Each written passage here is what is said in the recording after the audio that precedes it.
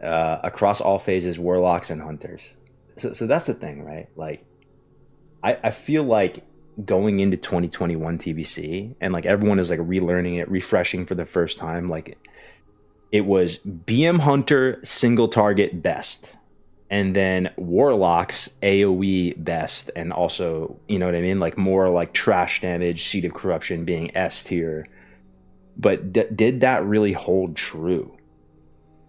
Kind of is the answer, is what it looks like. Like, it kind of went true, like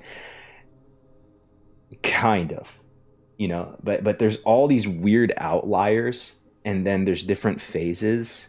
And then you remember the first time around in TBC, people were saying, myself included, because a lot of times it's just an echo chamber. You're just like regurgitating what all the fucking Giga Chads are saying from private servers, right? Like, you know, warrior, rogue, the melees, the physical damage dealers, they come online later once you get like critical amounts of armor penetration. And like, you know, once you get into like deep BT high jaw into Sunwell,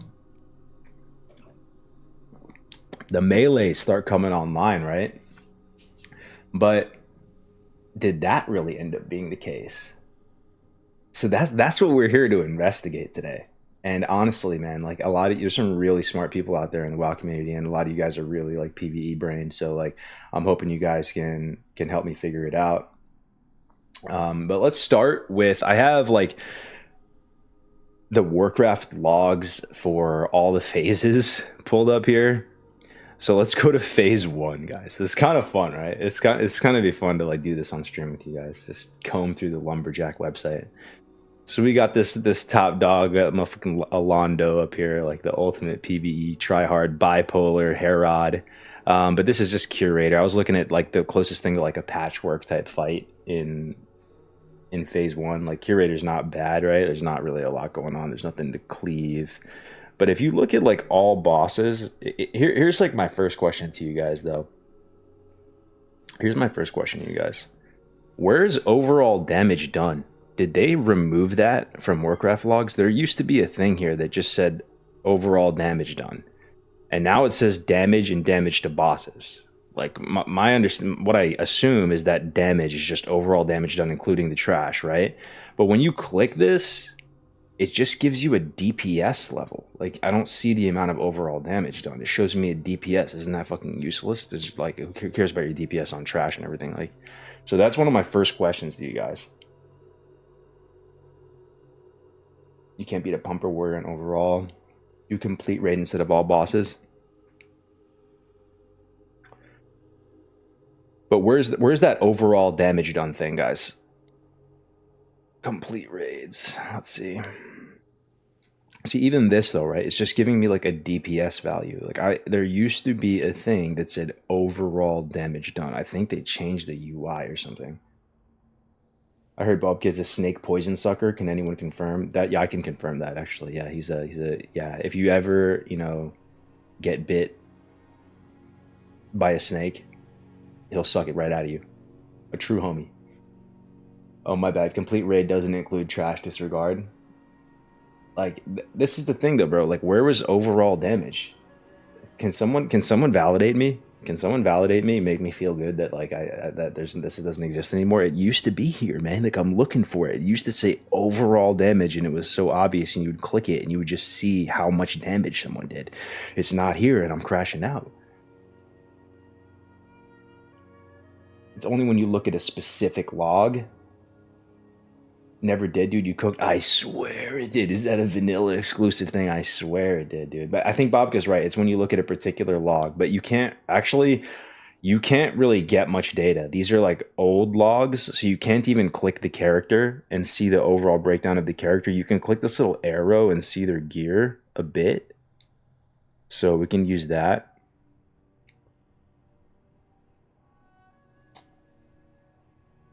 Mm-hmm. Okay, so let's go look at, okay, this is my understanding, right? Damage to bosses is just the damage to bosses. So like, there's no trash involved, and this is factoring the complete raid, all damage to all bosses. So like, some mages would be doing worse, but if they have to move a lot because they have to stand still and cast Arcane Blast.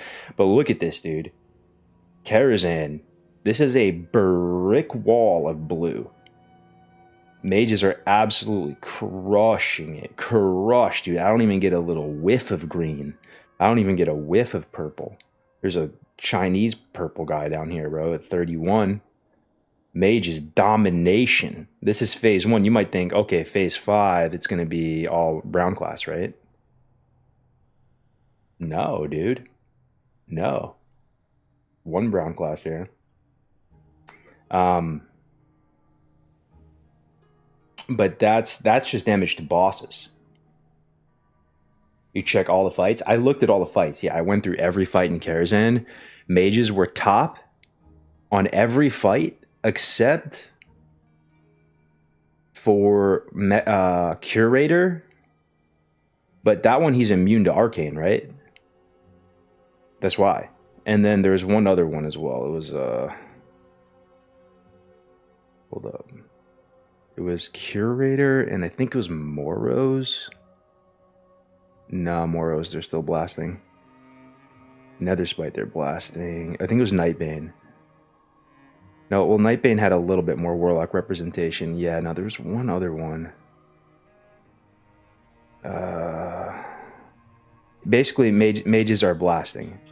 Mages are absolutely blasting in Karazhan. Like, the other thing to consider, though, dude, is who here has played a Fury Warrior in TBC, like, and actually is a big pumper? Because did they need absolutely cracked gear in order to do this? You know what I mean? Like, do they all need DST and Badge of the Swarm Guard? Or, like, if you don't have that, you're, like, middle of the pack? You know, Badge of the Swarm Guard is a trinket from Vanilla WoW that people are still probably going to try to get it when TBC is out. They're still probably going to run AQ to try to get that. Look at Sunwell DPS. Yeah, we're going to get to that, Babka. Like, we're going to look at Sunwell DPS as well. The thing that I was noticing, though, dude, is actually Hunters and Warlocks seem to be doing better the later the game goes. Like, it's like what I've been told and taught is different from what I'm seeing on Warcraft logs. But again, I'm not like the biggest fucking 5-head PvE, like, data analyst, data scientist, so whatever. But that's one trend we're going to see here, that actually BT Highjaw and beyond, I'm starting to see a lot more purple and green class representation across the board. And it's hard to know exactly why that is. But yeah, we're going to start with Kara. So damage, complete raids, give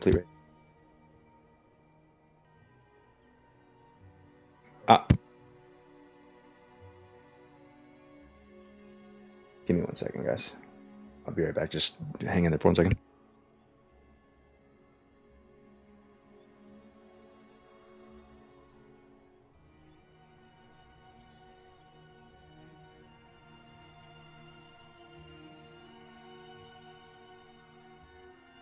Sorry, I'm back.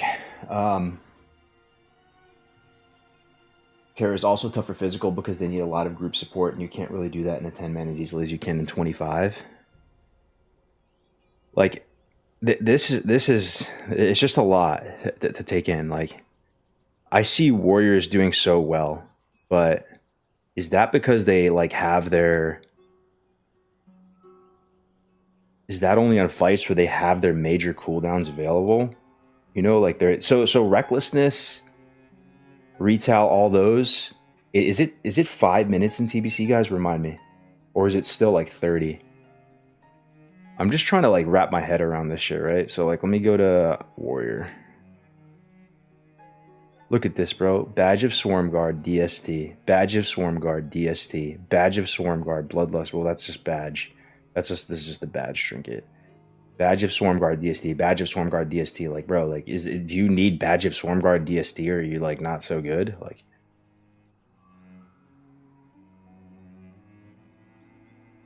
there's something you need to know about TBC PvE. It's an expansion comp based. Mages will never be top if they don't have a comp around them. Same goes to wars.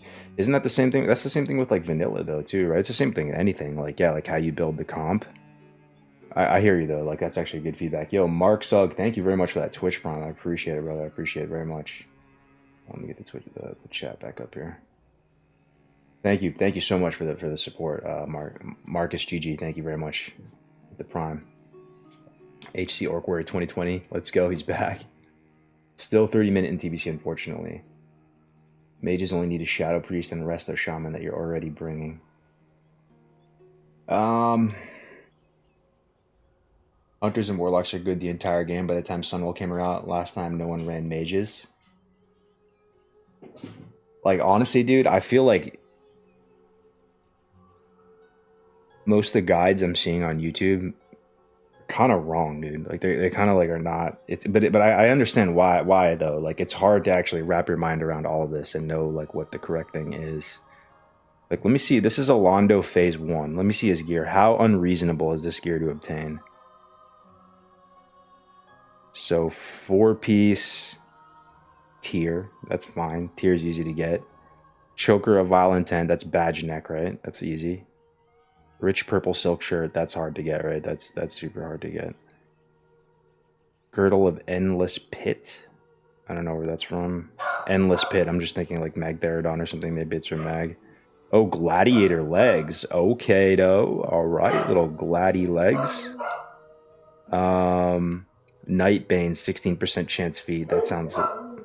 Nightbane will be like a piece of cake this time around, though, right? So you should just fall over. 16% chance. I mean,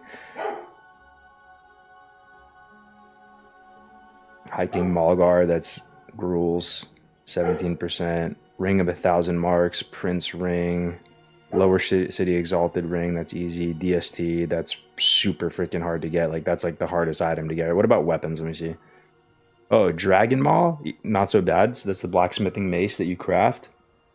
Not so bad at all. And Fell-Edged Battle Axe. That's a BOE. So you just buy that off the auction. Is that crafted?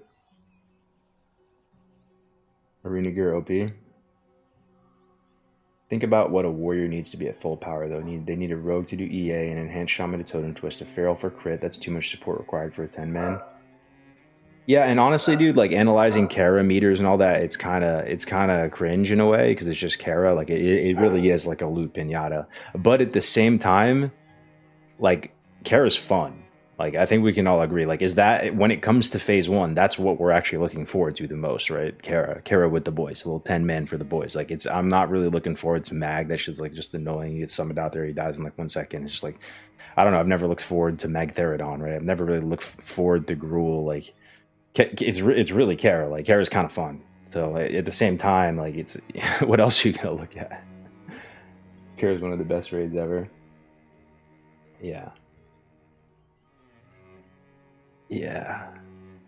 I guess what I'm looking at is like how do you need insane like I don't know. So complete raids. Let's just look at rankings. All bosses, phase 1, all classes. All-star DPS, tanks, healers. Okay. Atumen. So there's a rogue in there, dude. There's always just the one yellow class representing. He's got Abacus, that's like Prebis, and Bloodlust Bruche. He did 2,700 DPS as a rogue with 1 buff, Bloodlust. Yeah, you can see the buffs here. That's actually pretty cool. So you can see if an Arcane Mage got tons of power infusions and stuff, right? Wait, what? Is this right? There's no way. The top DPS like for Atumen are mages, but there's no power infusions. They didn't give them, and there's no power infusions. Like this must be wrong. Surely they would get a power infusion. It's a 40-second encounter, bro. No, this is phase 1. This is phase 1. Like, let me see. Phase 5. Let me see. Phase 5. Oh, yeah. Big Warlock. Big purple class. Skull of Gul'dan. Let's go, dude. Skull of Gul'dan. And this guy has, like, a freaking, like, meta gem in his trinket slot. Reduces the threat from your harmful critical strikes. He's doing so much damage, dude. He has to equip this just to stay alive. Yo, do lips work in Burning Crusade to drop threat? I don't think so. Didn't they change it? It's, like, no longer a thing you can do.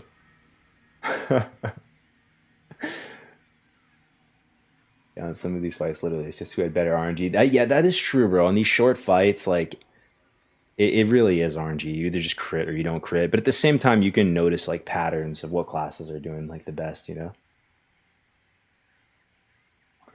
I hated Kara's. Oh, you know another thing, though, guys? People are going to be... Okay, well, here's the thing. Let me ask you guys a very simple question, because there's so much to go over. And before I make videos, like, I want to talk to you guys about this. Will Karazhan be easier than the Karazhan we faced in 2021? Or will it be the same? Let's just take a breath and just answer that question. Will it be easier or the same? My guess is it's the same. Like, they would have to nerf it. They would have to add like another nerf to it. Because my understanding is that post nerf Kara, like, there was only one nerf to Kara, and it was kind of early into the game, and then it kind of turned into like a loop pinata.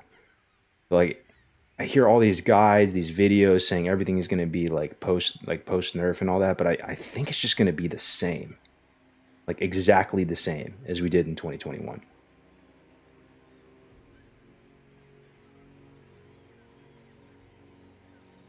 You said it's post nerf, but like, but we had post nerf Kara, is what I'm saying. Other than like Nightbane and what was the one with all the beams? Is that Nether Spite? Yeah. Yes. Okay, so we're on the same page though, right? Like Atumin, Morose, all that is the same though, right? It's like when they're saying post nerf, like they're just talking about like Nightbane, Nether Spite.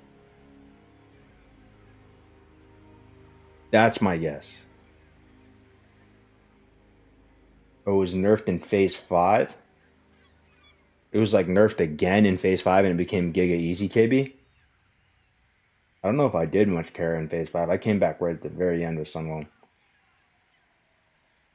The real challenge of OG Kara was paying with 15-year-olds on dial-up that said they knew the fights. Yo, but there must have been people in here that did Kara on the PTR. One's in the chat if you did it in the PTR. Well, was it easier, KB? Or was it did it feel exactly the same? Nike Third on a PTR needs only 5 clickers.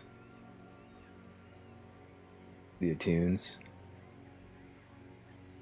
Super easy, but everyone has P4 bis, so it's true. That's true. But it wasn't so easy that it felt like stupid, right? Like, it wasn't like you're going in there. Imagine the equivalent in vanilla is like everybody has, you know, like BWL gear, and you're going into Black Rock depths. It's not like that, right? It's not like you're going in and like a bit stupid, to be honest. It was dumb. I was pissed because they wouldn't lust. All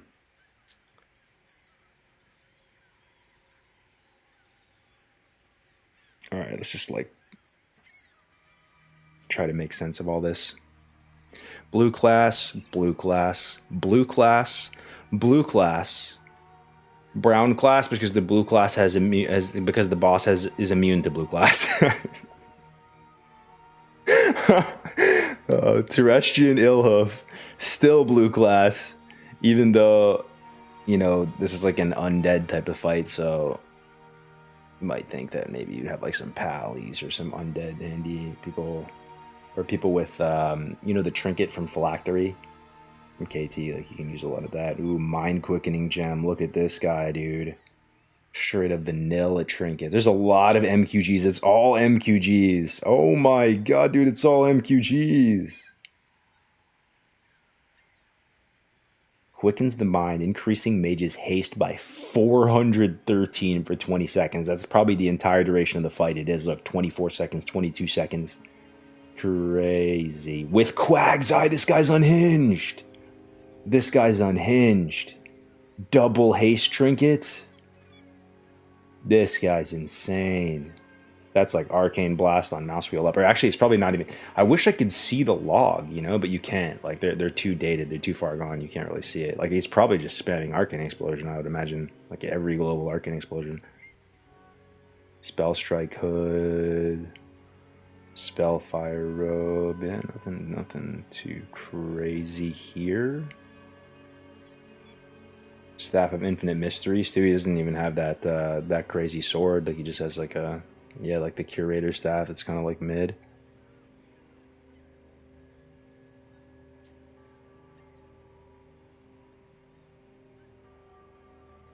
Well, Mayo, your point redeem shit is still set on play Shadowlands. Yeah, no one ever redeemed it. Yeah, 24-second banger. There's a comprehensive list of nerfs posted on the Classic WoW subreddit. Nether, Nightbane, Prince, the Mage guy. You're saying those are all nerfed. Gotcha. Yeah.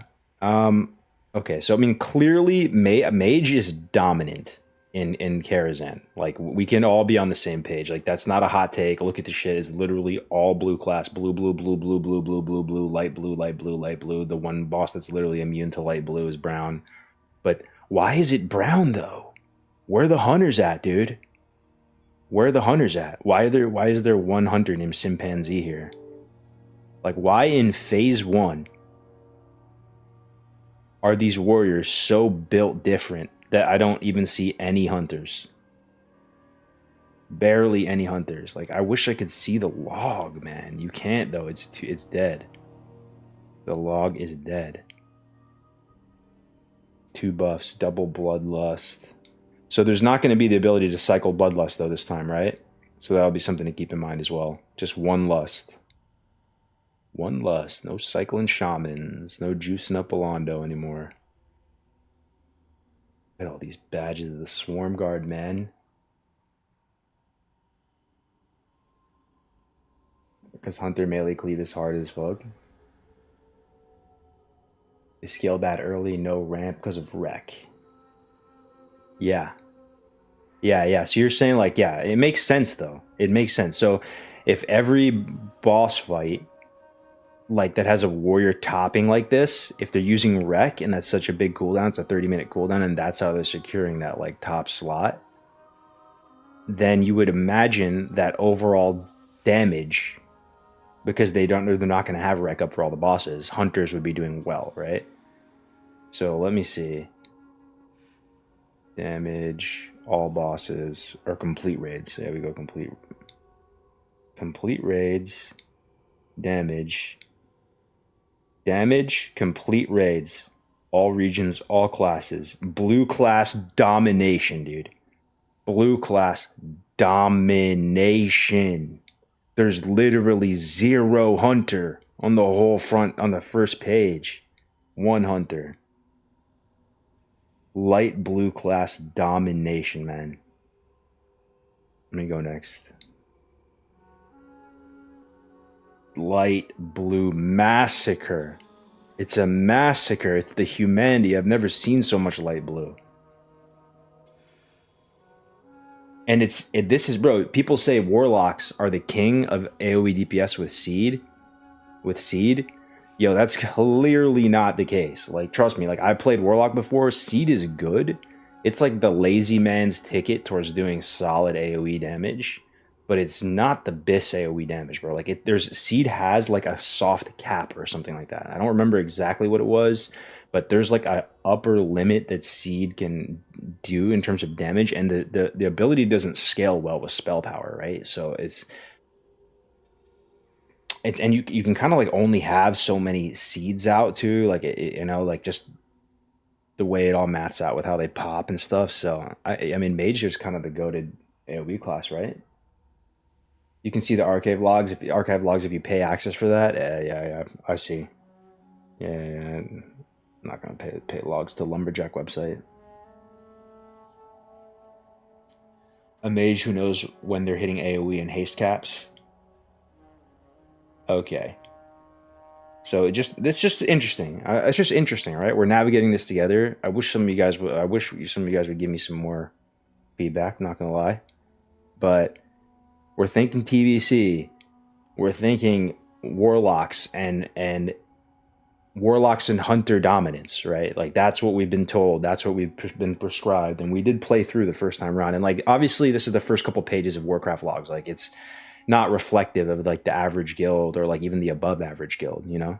But it's just interesting. Like even when you look at like PvP, I like to look at the top and just come down from there to see what like the rank, like the meta is at the rank 1 level, and then obviously it's going to get more diluted as you go down.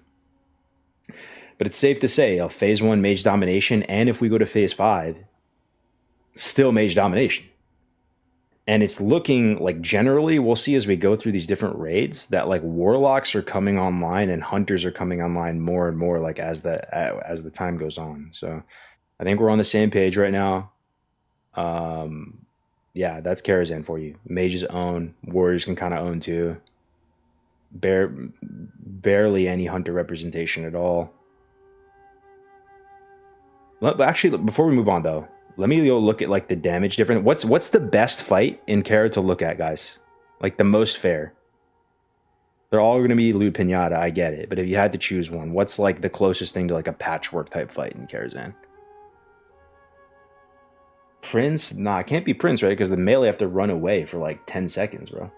Nether Spite? No, hell no, dude. These are the beams. The beams, like whoever's in the beams is doing crack the damage.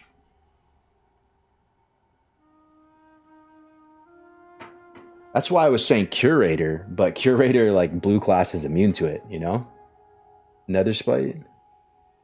That's what I'm saying, but the Arcane boss is, like, immune to it. None of them? Yeah, like, Atumin, no joke, bro. What, isn't there one mechanic, though, to Atumin? I think there's literally, like, one. I can't remember what it is. There is something that can kill you, though. The first boss. Maiden, yeah, that's true, Maiden, because Maiden dies before even the mechanics happen. Might be Maiden, dude. 2 minutes and cleave. Let's look at Maiden. Because Maiden just falls over. Like, you kill it so fast. Whoa, dude. Rank 1 Feral, what? Who is this guy?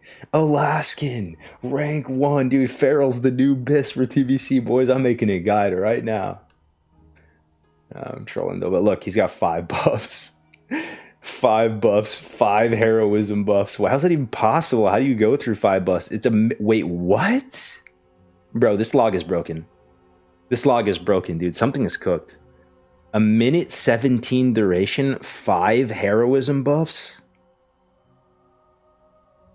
What? There's no way this guy did 5k DPS for 1 minute and 17 seconds straight.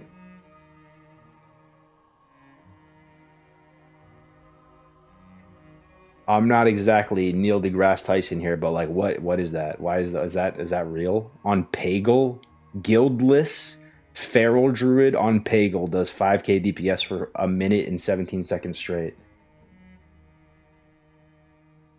This is why looking at top parses and extrapolating is silly. 159 level 2. Yeah, so it's broken, right? That's what I'm saying. This is what I'm saying, bro. Like, that's why I actually, man, like, I tried to make this guide this morning, and I'm like, I don't know what to make of this. I don't know what to make of this stuff. Okay. But what was I going to do? Yeah, Maiden, right? Okay, so Frost on, 15-second fight, Hex Shrunken Head from Hexlord Malakras and Shifting Naru Sliver. Yeah, this is phase 5, though. Let's just go to phase 1. Let me see. So phase 1, Maiden. And this is the fairest fight, right? Yeah, this is looking what we're gonna. This is what we're gonna see in phase 1. A 17-second Maiden. Fetish of the Sand Reaver. Whoa, okay. Threat generation. At that point, though, dude, do you even need it? 17. Maybe you do, actually. Maybe you're pumping that hard. MQG. Yeah, bro, that's crazy. 17-second fight. MQG. No buffs, though? Like, weird, man. Like, weird. Like, you're usually like the top parses for like every boss is gonna have all the buffs. Like, I feel like this buffs thing is wrong. Like, it's not like working properly or something. 1 bloodlust, 2 innervate, 1 bloodlust, 1 innervate, 1 power infusion. I mean, it's possible that like based on the flow of like Kara, you're doing the bosses so fast that like for pretty much everybody it's not up by the time Maiden's there and no one really cares that much, so you just go. But usually there's a nerd that's gonna care about getting rank 1 for every boss. Like that 100% exists. There are PvE nerds that will literally sit there. They call it parse guilds. You guys have been part of a parse guild? I never really have actually to that point where they will sit there and wait for cooldowns for every boss. And everybody's on the same page because everybody's trying to parse. It's like the opposite of like a speedrun guild. Yeah.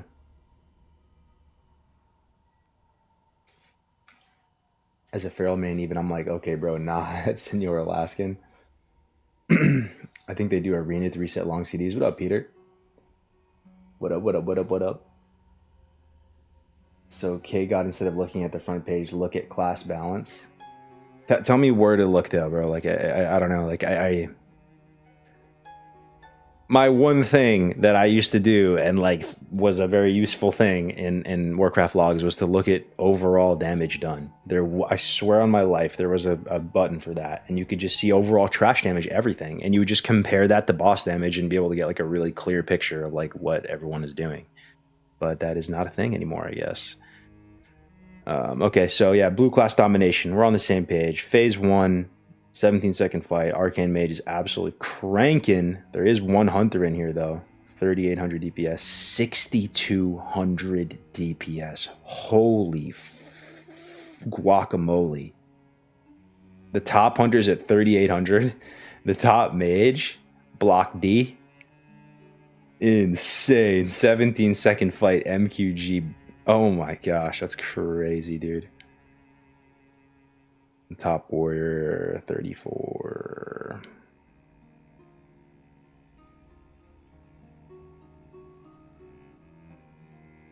Why is there a vertical pixel line over your screen? I'm not sure, bro.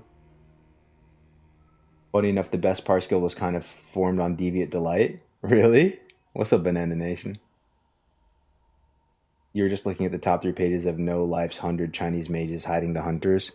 I don't know though, dude. Like, okay, let's look at it though, right? So Hunter, Beast Mastery. We can get some general sense of where they're at. So generally, right? Like, yeah, these are the top. These are the creme de la creme. But let's even come down a little bit.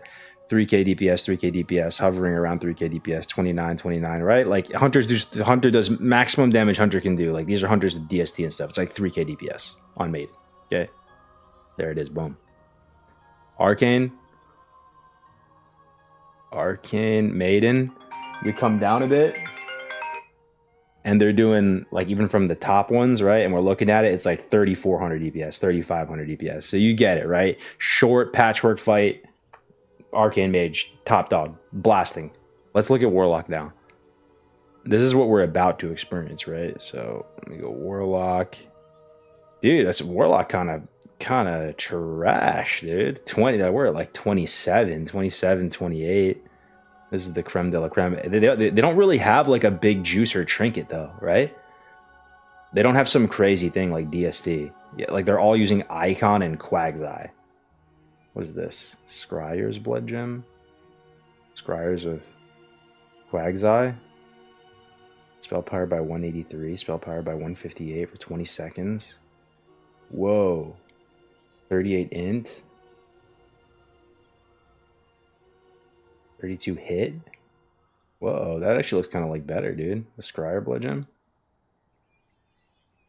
Yeah, so like, yeah, it's kind of like Arcane Mage, BM Hunter, Warlock. But let me see the average Warrior. I feel like we're getting somewhere, guys. I feel like you guys are helping me. You guys are helping me get through this. Yeah, dude. Yeah, Warriors are on 3K DPS, bro. Warriors are on Hunter. Like, honestly, dude. Warriors are on Hunter. Like, there's some even without DST. Like, Hourglass, Bloodlust, Broche. There's a lot of Badge of Swarm Guard, though. That's a lot of Badge of Swarm Guard. Gives a chance on melee or ranged attack to apply an effect on you for 30 seconds, increasing your critical strike by 35. The critical strike effect can be applied up to 6 times. Is 35 crit? Is 35 is critical strike by 35 like 1% crit? This is incorrect tooltip. It might have changed in TBC though, bro. Oh, it's the armor pen. Oh, it's still they still keep it at armor pen. I see. Okay. I see. Yeah. That's the only... Yeah, we're technically under Mists of Pandaria. You know one of the most cringe things, bro? How many of you guys have dead characters that you actually put a ton of time and energy into? Characters that you love, but they're essentially deceased forever because of fucking mop, dude. They're literally mop characters. You, me, and everyone in here have mop characters. I crash out. Like my rank 14, like my fucking tier 3 warlock, like, oh my god, dude, like they're mop characters. Disgusting, disgusting. But it's actually disgusting. I'm crashing out, bro. I'm crashing out. I'm actually actively crashing out. Oh god, dude, I have mop characters. Oh fuck, man. Fucking Blizzard, dude. Fucking classic. Wow, Abomination Frankenstein. Alright, let me pull it together. Okay, I play mop actively. Sorry, bro. My bad. I just my bad. I can't do it, bro. Oh my gosh, dude. My classic and TBC characters. Okay. Okay, I'm getting it together again here. Okay. All right. So yeah. Does anybody have a take on this? The old story was that it takes a while for warriors to get online and melees to get online because there's not enough armor pen in the game for them to start scaling really well and doing really well. So basically, because they have Badge of Swarm Guard, they're able to get that armor pen and they're able to come online faster. This is not a wild take here, right? So like without Badge of Swarm Guard, are they like way worse? Or is it still pretty solid? I mean, I still see some doing it. Like the number 2 guy is DST Bloodlust Burst. Let me see. Mama's Insurance Gun. Look at this. 52 Agi, 49 Stam, 20 crit green gun. Yo, Dragon Maw, Fell Edge, Battle Axe. Bro, your weapons as Fury Warrior are BOE. Bro, red alert. Red alert, guys. Red alert. Red alert. Nano Alice, thank you for the prime. Red alert. PSA. Stop what you're doing. If you're literally like take a second to hear my words. Like the worst thing about playing like a warrior or like a melee is like getting in line in like a long line for weapons and like never getting weapons and feeling so bad that you can't play the game. If you play Fury Warrior, your weapons are BOE. That's crazy. That's a big draw, dude. That's a big draw to this class. Bro, your weapon situation is... No, but you craft it, dude. You craft it, Wave. You craft that. And it's not even that bad, dude. Yeah, sure, you can get PvP weapons too. Yeah, so the weapon situation is not so bad, you know? No, the BOEs, the Fell Edge Battle Axe is BOE as well. Yeah. I know what you mean, Skibbity, but I'm saying like you craft it though, right? It's basically BOE because you make it like yourself, and it's just like, yeah, PvP weapons will become even more accessible. Let me look at it too. You know what's crazy though, guys? The PvE weapons or the PvP weapons are better than this. Pretty sure. I was talking to Mir yesterday. I've been talking a lot of rogues and stuff. The PvP weapon has like more DPS, I believe. Yeah, the DPS thing is wrong on that. These are all like mop values. It's like 80 something in the actual thing. But I think people are going to be using PvP weapons as BIS. Really? Not for Warriors, just drag them all the way? Yeah. Weapons are going to be 1700. That's what I heard, yeah. Yep, and shoulders 2K. Crazy, dude. And look at the shoulders. Like they're using Rage Steel shoulders. Maybe they're really going to use PvP. So that's what I'm saying. With lower weapons... and people being able to get shoulders at 2K, if that ends up being PvE BIS, maybe Warriors are going to be blasting. Bro, where's Alondo at when you need him, dude? Anybody know that guy? Let's call him up, man. Like, PvP gear is underrated. Yeah, 1700 is free, 100%. I guess the real question is, are you trying to get front page overall gunning for rank 1? I mean, it's like, yeah... honestly, dude, it's a lot of luck. Like anyone in here is capable of honestly getting on the rank 1 on the first page of Warcraft logs. Like I really believe that. Like it's like if you can do it consistently or not is the thing. Like you can get lucky. Most people will get lucky and get like a rank 1 parse at one point because all it takes. Well, I guess it's a little bit different. Getting a rank 1 parse is just you did it for that 1 week, right? This actually is overall all logs like forever. But you know what I mean? Just getting the number. Like getting a pink or getting this is just, it's just like you had to do it for that 1 week. You got lucky. You just like high rolled. Content being post nerf helps war because shorter bosses and more value in speed clearing. Yeah, dude. So this is kind of what I'm thinking.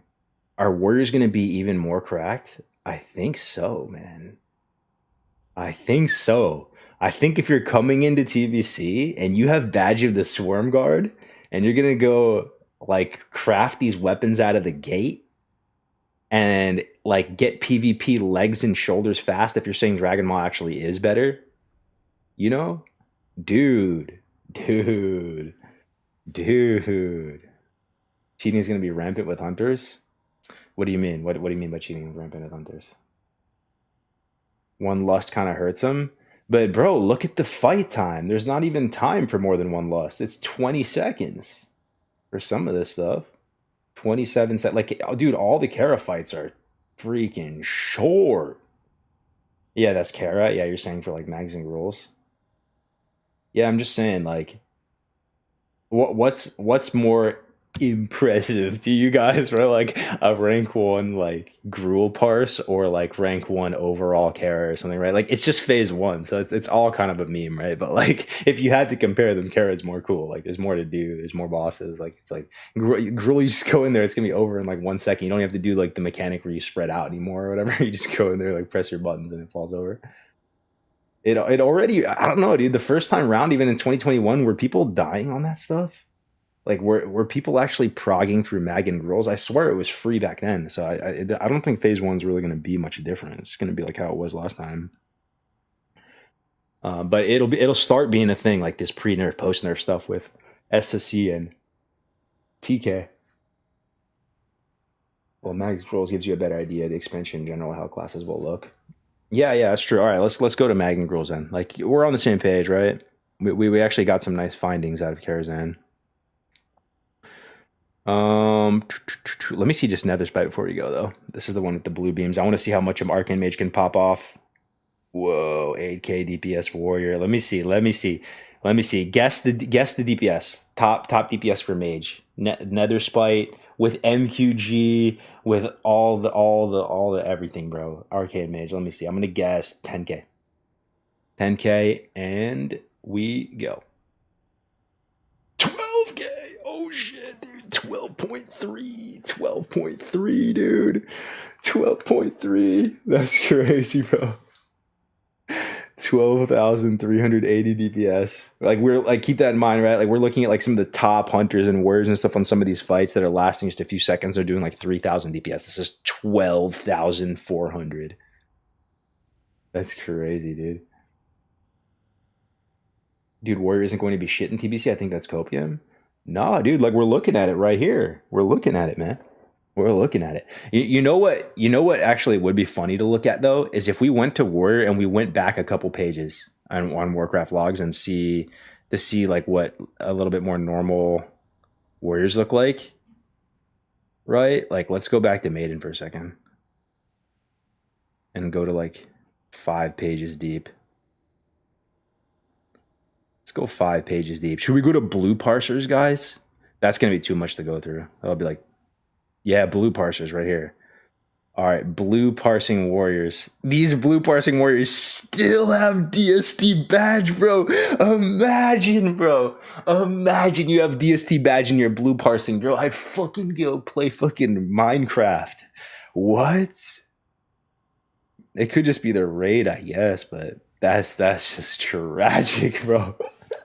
It was like having 14 warriors, and it's like having rank 14 warriors in vanilla. If you guys ever had some like rank 14 warriors, but like somehow they're like still like green parsing with 14 weapons and everything. Whereas top 3 or top 4, there are way more warriors than 1,000. Yeah. No, it's actually, no, you're right. Actually, hold on. You're bringing me back, because this is the top 250 warrior. Right? Like this is blue, but it's not really blue. You feel me? Like think about how many logs and how many players there are. So this is still probably like insane damage. I'm thinking about it. This is just blue relative to this big pumper list. Because this is still 2k DPS. Let's just keep it moving. Keep it moving. It's an yeah, go to the 252nd mage.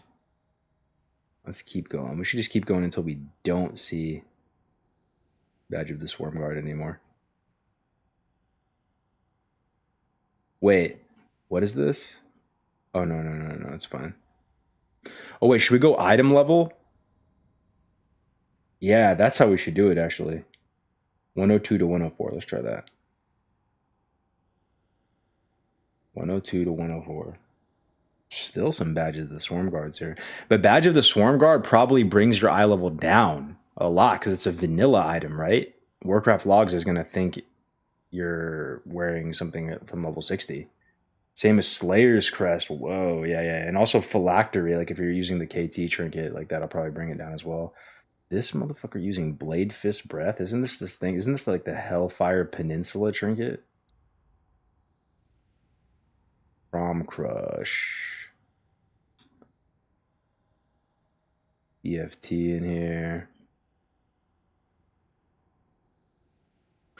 Yeah, honestly though, dude, like I don't know. The warriors seem fine. Like they seem fine.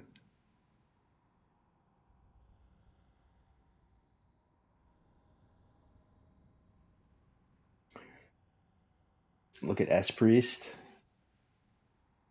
Warcraft logs have to be the most retail thing of all retail features. It's legit panda shit.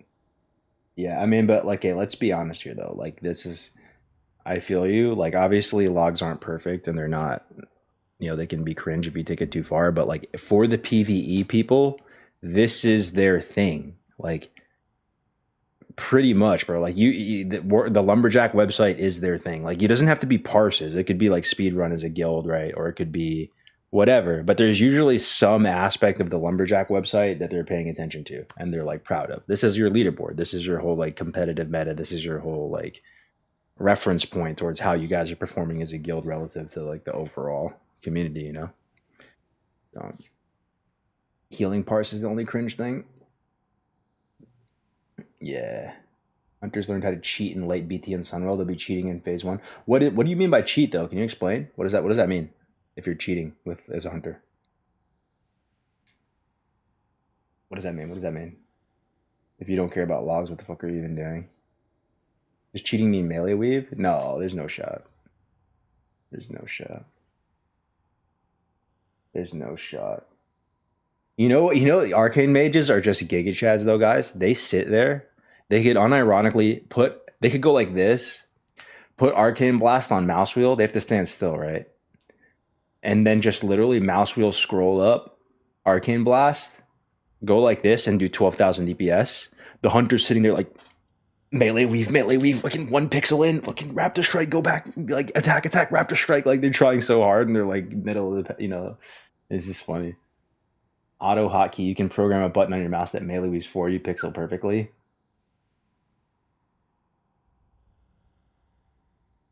Yeah, I see. So it's like an auto hotkey thing. Yeah. People did that in vanilla too. People did that with like they'd have like a mouse that they would hold down the mouse button and it would press heroic strike like 500 times a second. Now you need a mana potion bind and a beg for innervate bind for arcane. Your macro is just to whisper the priest and whisper the druid for innervate and power infusion. Oh, that's funny. That's funny. What are you guys all playing though for TBC? Are you guys still figuring it out? You could still just boost something, right? Like I swear, dude, the gear from vanilla, unless it's like Badge of the Swarm Guard or any of these like critical items, doesn't matter that much. Like you can just play whatever.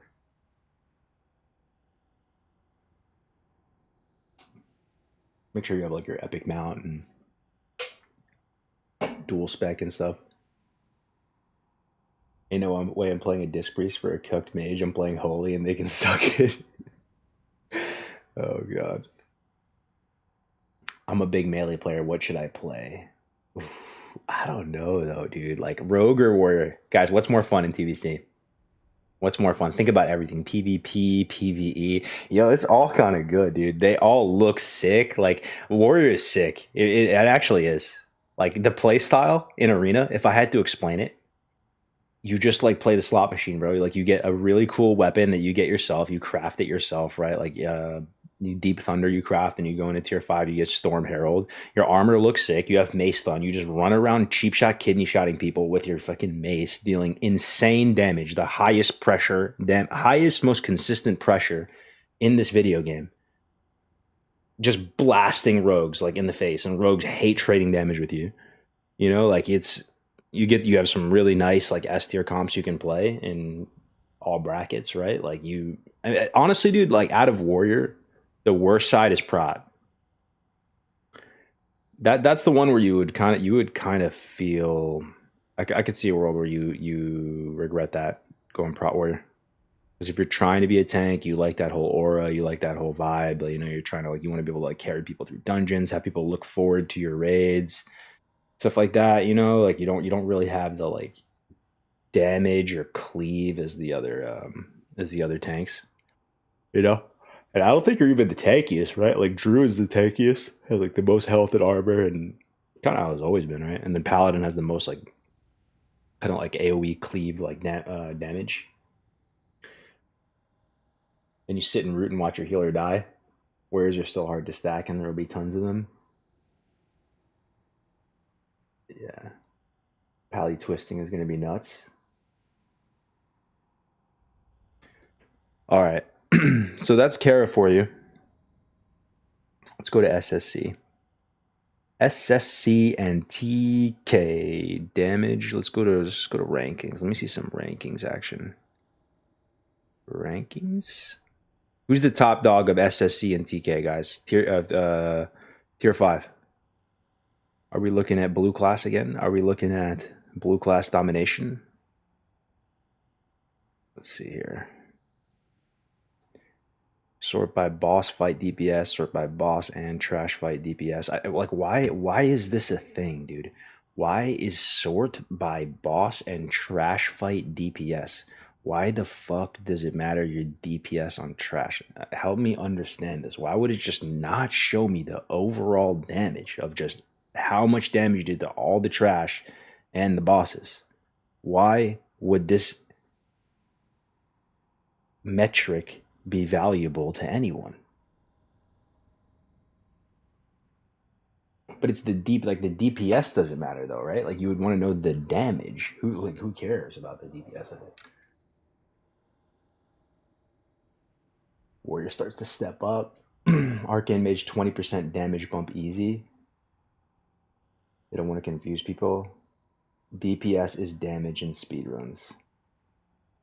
Yeah, maybe this is just above my pay grade. I don't know. I'm a simple man. I just want to see how much damage everyone contributed. Like in vanilla, I know this for a fact. You'd go look at like BWL MC logs, and you'd be able to see who's slacking on trash. You'd see the people pumping on the boss fights, and then they're just like AFK putting people on follow during the trash, right? And you'd go look at that.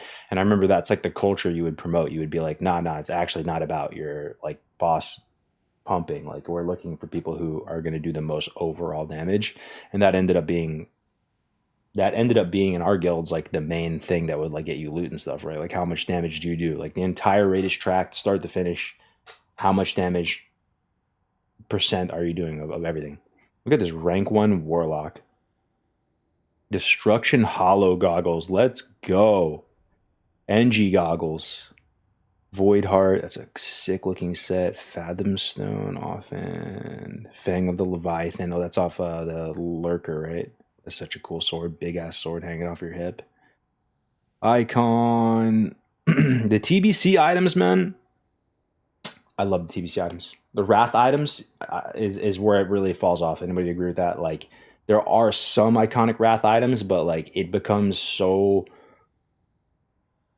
you like lose like the identity of the items. It just like falls apart. Like I hardly remember any of the Wrath items in terms of like, do you remember like the heroic gear names, like the pieces of gear that would drop in heroics and Wrath? Probably not. You know, TBC they still kept that like intact a bit though. Like you still like there's some iconic items. You know. Bring back Abide. Let me get roasted the whole raid again. He hit me up kind of recently. He's gonna play TBC again. This is gonna be his last time. He said. After Nax Ulduar, it fell. Bro, Wrath Nax. It was almost like sacrilegious to next round us. Like they like, what did they do to our boy? They took this like the yeah.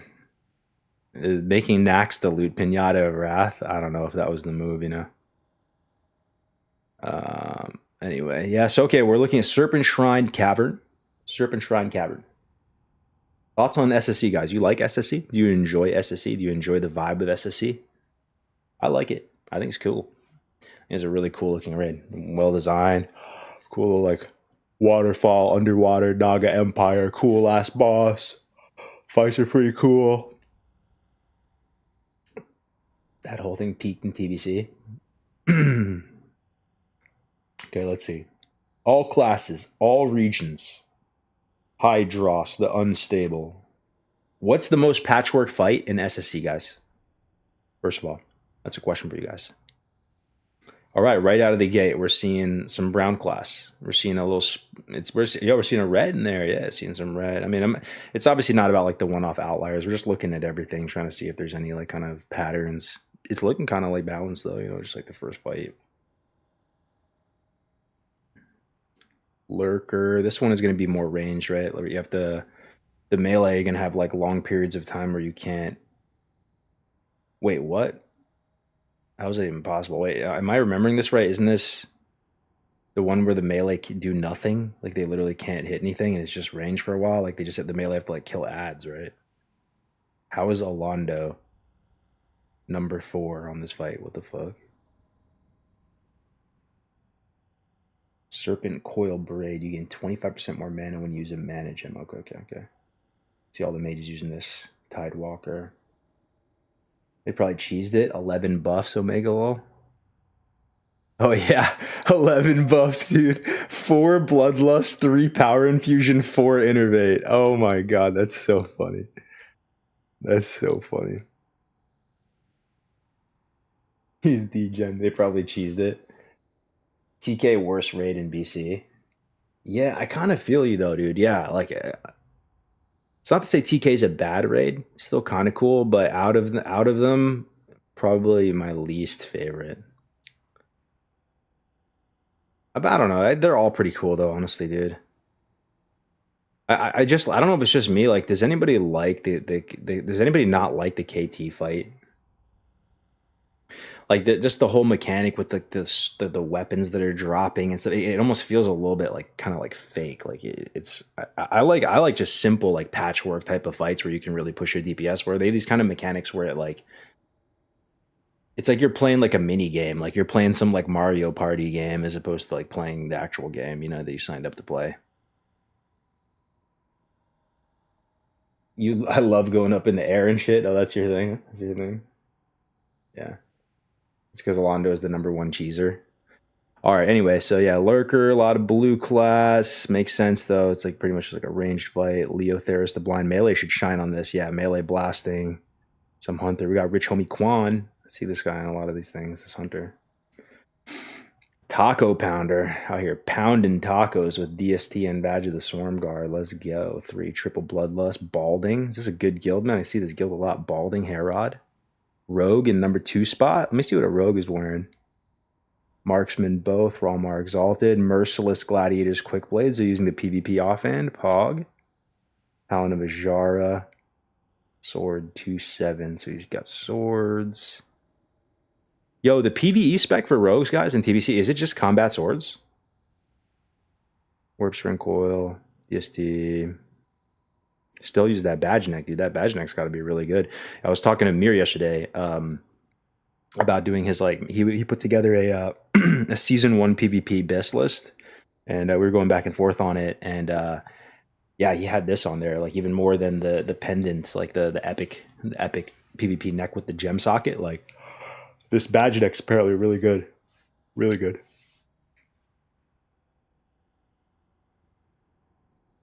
All right, let me see. So we got Rogue here, Death Mantle, Helm. Your Eviscerate and Venom abilities cost 40 extra damage. Okay. Yeah, so a lot of melee makes sense on Leotheris. Fathom Lord. Melee again, another cleave fight. A lot of melee. Damn, dude. Damn, that's a lot of melee. Wait, why is there literally no caster representation? Is there some like anti-caster mechanic on this? I mean, there's like one blue class.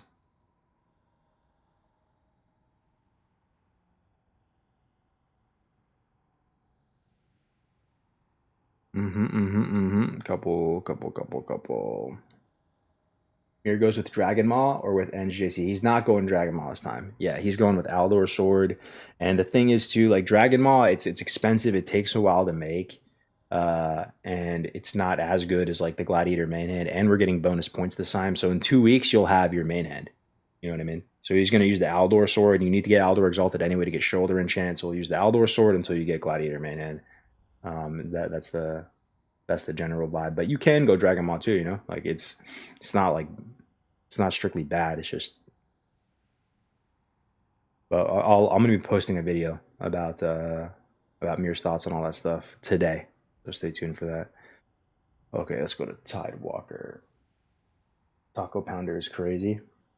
Yeah, this is all blue class, bro. But are you guys so like obviously this is the first couple pages of Warcraft logs, but if you knew nothing about TBC, guys, and you're looking at all this data, you're for sure thinking that mages are the caster goats so far, right? Like it's not even close. Like there's some warlock representation, but it's like overwhelmingly blue class,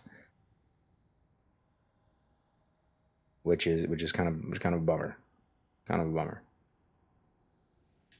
It's feeling like a budget mage is an insecurity for us warlocks, you know. Warlocks overtake them later on. Yeah, we'll get there. All right, now let's go to Lady Dash and we'll go to TK. I want to see that. This guy, dude, 16 buffs, bro. The Chinese mage, 6 power infusion, 4 bloodlust, 6 innervates. Can you imagine putting 6 of your raid's innervates into your blue class? What kind of dictatorship? What kind of regime is this guy running, dude? What kind of like North Korean dictatorship is this guy running? Where's my 6th innervate? What realm are you playing? Have you decided? Night Slayer. There's only like 2 realms to play this time, Renegade, which is kind of crazy, bro. It shows how small the community is in a way, right? What you got? Are you guys Dream Scythe or Night Slayer? That's all we can ask now. You guys NS or are you DS? Is there anything else? I guess EU. Yeah, there's EU. Whoopsie. For us NA folks, right? You PvP or PvE? It's a PvP server, yeah. At Night Slayer. Spine Shatters. That's EU. Aussie. Anyway, 16 buffs. That's hilarious. That is hilarious. Okay, so yeah, Lady Vash. Some blue, some purple, some blue, some purple, sprinkles of greens. We haven't really seen Hunter's top dog though. Like again, this is another thing where we're like noticing pattern recognition. Like we're not seeing any fight or anything so far where there's like green class domination. And I think a lot of people, when you ask them about TBC PvE and they're thinking about the first class that comes to mind, single target DPS, they're thinking Hunter, right? Let's just keep going though, like because it could change, right? Like I said, in these Sunwell and some of the Sunwell stuff, like look, damage to bosses. Sunwell complete raids. I'm seeing a lot more green, a lot more hunters. Like if we go to like, let's go kill Jaden. Let me see real quick. Killed Jaden. Yo. See, dude, hunters are the ones scaling. It's not even warriors, dude. This is Alondo's like alt. Alondo spelled weird. That's so funny. You would have multiple fucking warriors. Oh my gosh, that's the crazy thing, bro. Like we'll see. Let's just keep going. What's up, Jalen? Good to see you, man. You need legendary bow. Oh, true, legendary bow. That's right.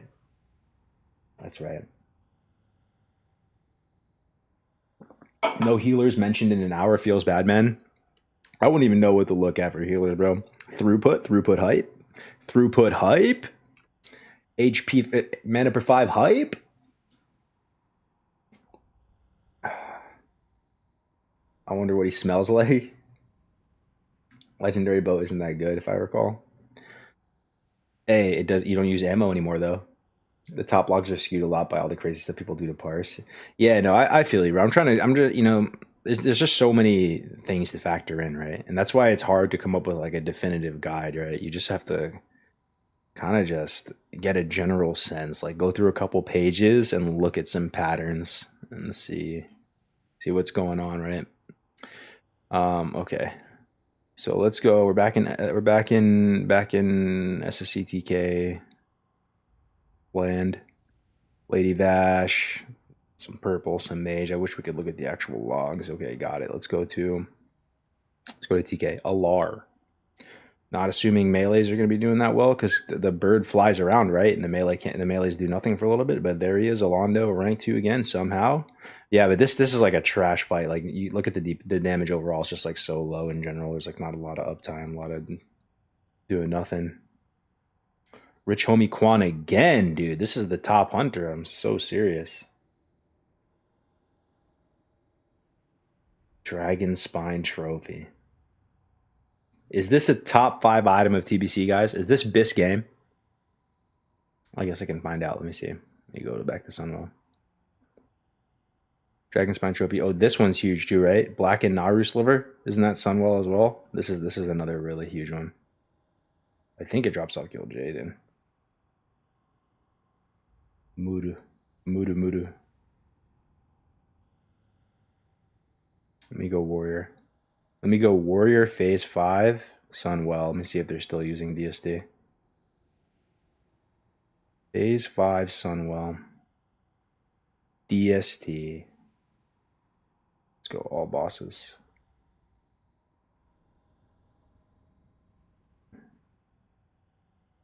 Yeah, still some DSTs in there. Shard of Contempt, though. Wait, what? Is this the MGT trinket? Am I tripping, guys? Is this drop from Magister's Terrace? This thing is actually BIS?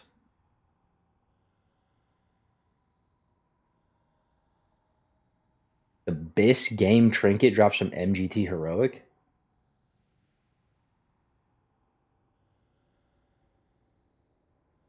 It's better to look at 95 parses instead of top 1 parses. Yeah, it's so good. Heroic MGT. Wow, that's crazy. That's chill. That's chill. You just get a little heroic item and it's BIS game. Insane. All right. So yeah, that's Alar. Let me go Void Reaver. Void Reaver's a pretty good fight to look at, actually. This is pretty patchwork, right? Thoughts on Void Reaver, guys? This is a pretty patchwork fight now, but the damage is so low though. Maybe I'm forgetting. The big robot. But maybe the damage is low because it's actually a decent fight and it's long. Look, the duration's 2 minutes, even for all the top logs. No hunters have the kite. AoE damage pushback. Void Reaver immune to poisons. Okay, there's always something. Always something. But like, okay, if we're comparing light blue class to brown class, and they're both able to pump on this fight 2 minutes long, like, is an arcane mage going to be able to sustain for 2 minutes? A warrior is going to be able to do that way more, right? Just the nature of rage and all that. So, but you do see some blue class in here too, right? It's still probably like slightly predominantly blue. Warlocks can sustain for sure. Life tab. Let's go a couple pages. Yeah.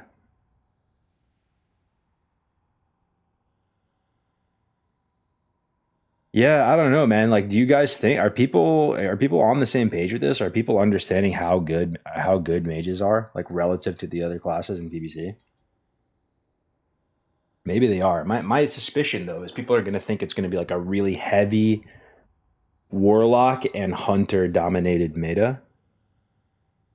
And it's not to say those classes are bad. They're obviously still really good. Like, it's just mages are kind of underrated, dude. I remember this fight being one of the first I cast all Arcane Blast with 2-piece no filler. 2600 DPS enhanced. What a Chad. Okay. So that's Void Reaver. High Astromancer Solarian. Londo, rank 1. I'm sure he's proud of this one. Double Lust, 4K DPS. All right, guys, vote right now. In all of the Burning Crusade, what's the most fair for all classes patchwork style fight? Or it's like a decent length. It's like a decent duration. No one's really getting fucked over. Everyone gets the blast. What do you think? Like Kara, obviously, I think Kara is just way too short. It can't be Kara. Nothing in Kara.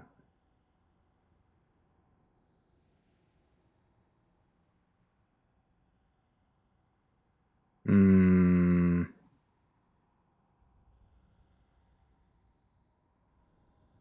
no cleave is the other thing too.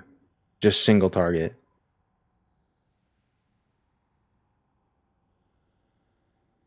Brutalis. Yes, dude. No, I think you're right. It's Brutalis. It's got to be Brutalis. 100%. Yeah, that he is the patchwork of the TBC. Yeah. Yeah, 100%. It's just like a damage check, right?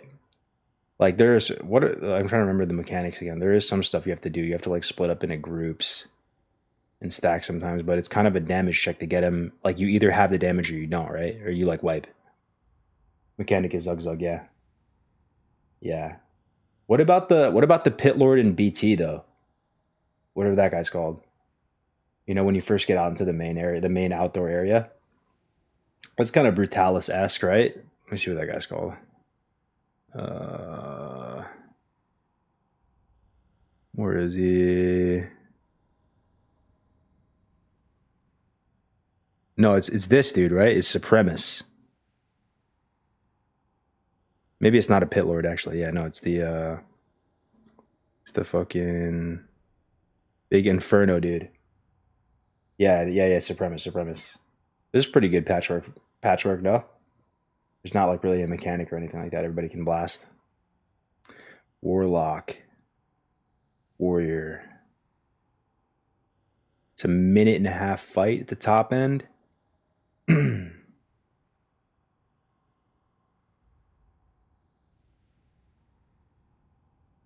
If he picks you for the fixate, you're fucked. Yeah.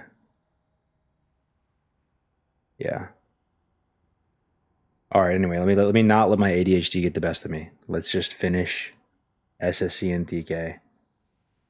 High Astromancer Solarian. Not so many casters. More brown and green. A little bit of blue. Some diversity. I see some pink, some yellow. Let's go to Kael'thas.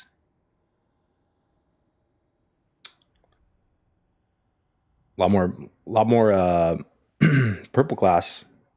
Long fights. That's probably why. People run out of steam, and the range they can connect a lot more than the melees. Look at these 11 minutes, 12:45, 10 minutes. Makes sense. So I mean, honestly, man, like SSC and TK. I'm trying to like. Again, it's not perfect. I'm not seeing any hunter domination, but it's looking like a little bit balanced.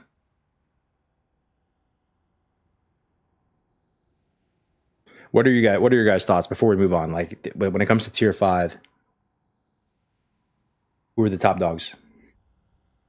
Let's make sense of all of this. Damage to bosses. Let's see. Damage to bosses overall. Like, dude, that's crazy. It's all blue though, dude. If this is what I think it is. Oh no, it's just lurkers. What the fuck am I saying? My bad. Let me change it.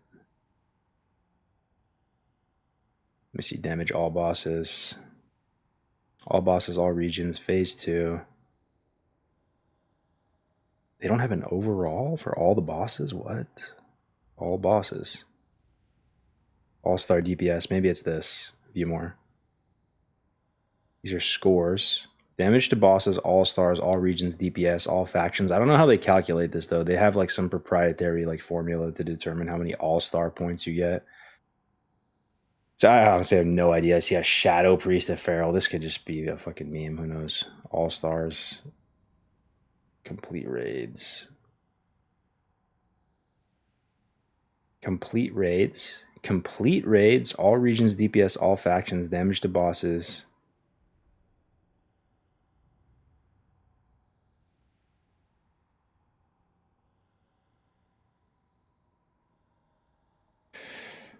Dude, now I'm just confused. Now I'm seeing insane hunter domination. Make it make sense, guys. Make it make sense. Damage to bosses, SSC, all regions. Make it make sense. Like you look at this metric, which is, wait, hold up. If I go back,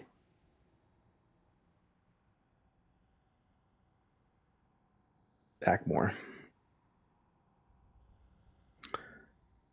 Like, make it make sense, right? So if I go here, damage to bosses, all bosses.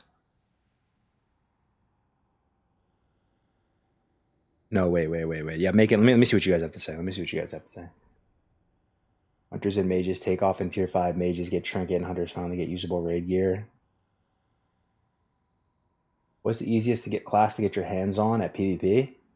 The easiest class, dude, they all have really high skill ceiling, so I don't want to like disrespect any class, but in my opinion, the easiest class to play.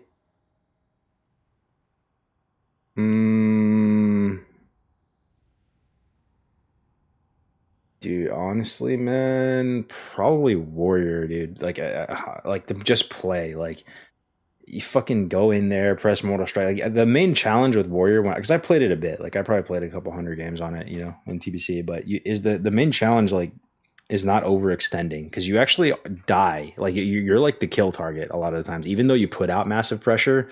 Like in a random like 3s game or whatever, or even 2s, like they're generally trying to CC your healer and kill you as the warrior. So you can overextend, and like you have to basically retreat like pretty early and like see what kind of burst is coming.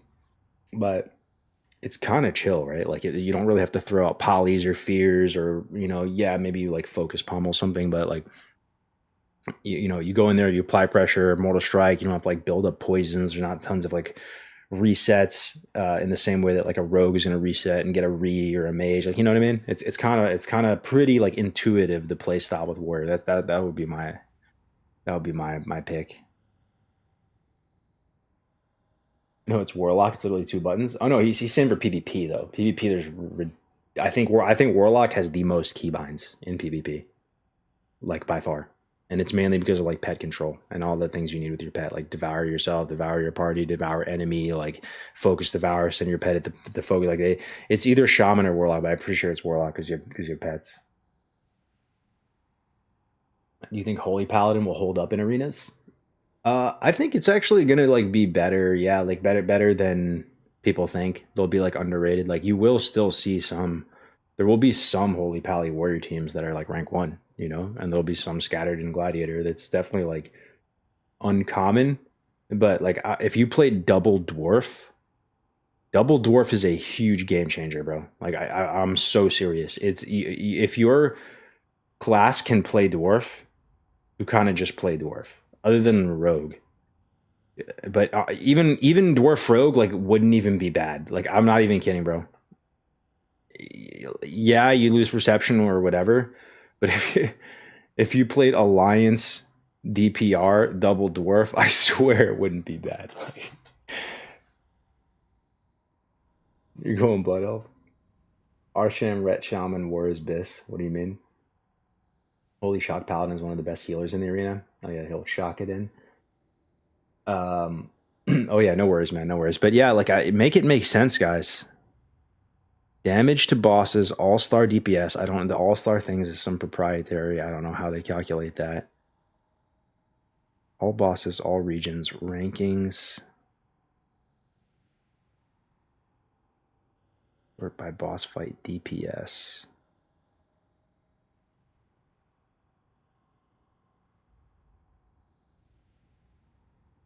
This is overall damage done, and then damage to bosses.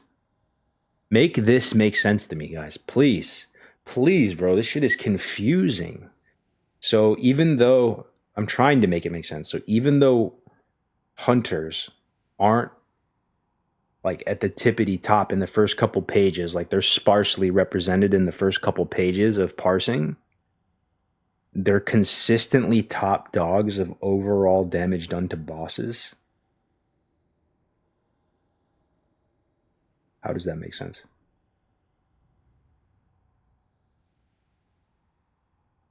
Whereas Warcraft log is just cooked.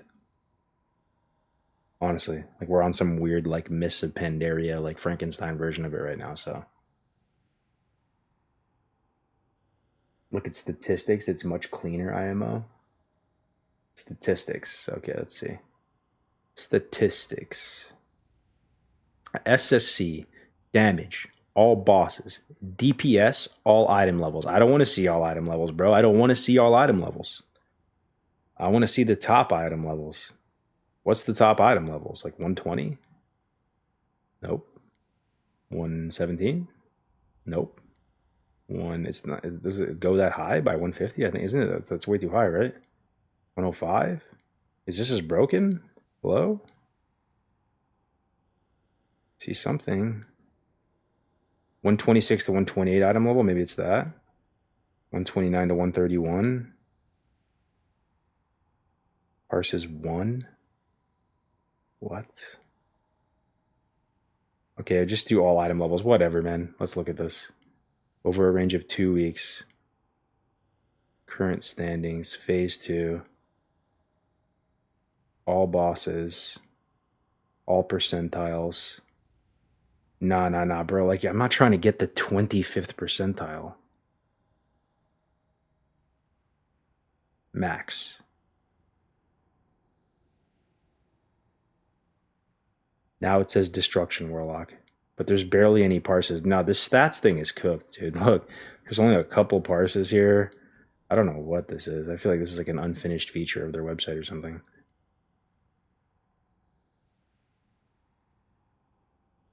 Max only 99 or 95th? Okay, let me see. 99. Still not so many, though.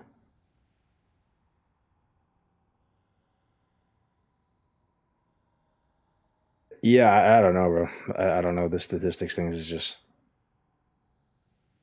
Maybe I'm just dumb. I don't know how to use this. It's a range. Locks really want vast chest, and I don't think they get a good class trinket. Mage gets insane, Bis 2-set tier, and a great class trinket in tier 5.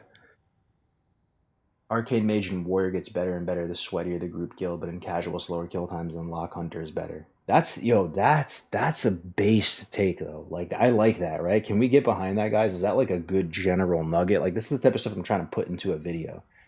Arcane and Warriors get better the sweatier the group and guild, but in casual, slower kill times than Lock Hunter is better. That makes total sense. Like Arcane Mage will run out of mana, and they're not gonna be able to like sustain all the arcane blast, and warriors also need that short kill window as well, right? So that they kill the boss within all their cooldowns. And their cooldowns are based around execute phase, right? So it makes sense. Makes sense. Get this. Let me see. Damage statistics. All right. A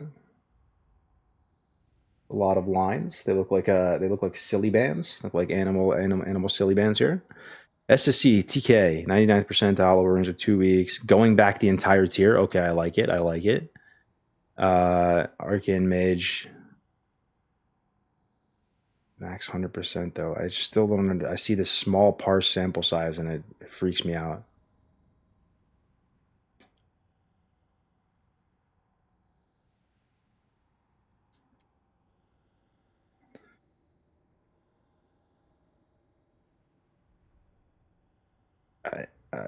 I just don't know. I just like, what the fuck is this, bro? Like, what is this score? It's just an arbitrary number. What is the score? 110. What does 110 mean? What is 104? I guess they're just ranking the classes. So Arcane, followed by Fury, followed by BM.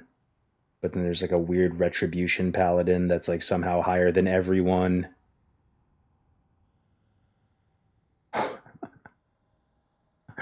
Okay, dude. Where's Alondo at? I need someone fluent in Warcraft logs. This looks like crazy. Let's just go back to like whatever we were doing it for. I feel like we're making some realizations here. Okay, let's go to BT. BT High Jaw. All bosses. BT High Jaw. Anyways, you shouldn't look at the 95% plus percentiles from last TBC because all the top bosses were achieved by guilds swapping shamans into the pumper groups. So you have people get 2-3 bloodlust. No, I hear you, bro. I hear you, and it could be bugged, like, but like you actually get to see the buffs that they had here, so like you can see how many bloodlust they get.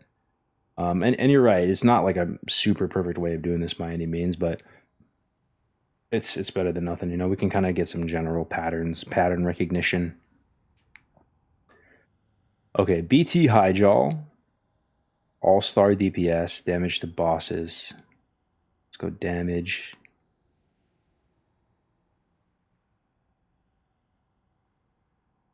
Let's go fight by fight. High Warlord Nagentis. This is just the dude. That's just the Naga dude, right? There's like nothing to it. He like clones himself. That's a pretty straightforward fight. There's not really like mechanics to it, really.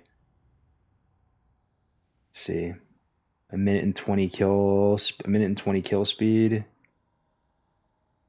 Warrior, Hunter, kind of balanced. Is he one rogue in there? No Arcane Mage though. It might be like, is he like immune to Arcane or something? It's like literally 0 mages. He must be immune to Arcane. 0 mage representation. Something must be fucked up with that one. Supremist. This is the one we were talking about earlier. Like kind of a good patchwork fight. You run out there, the big blue infernal guy. Tank takes hella damage. Warlock.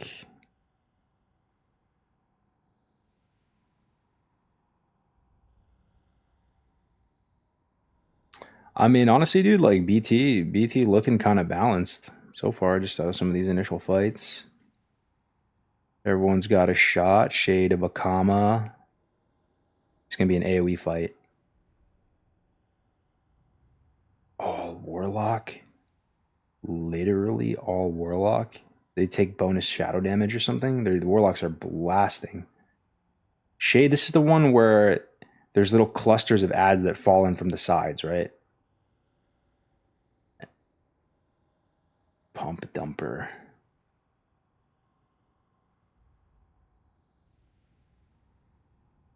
You have the little like broken dudes coming in, right? Next.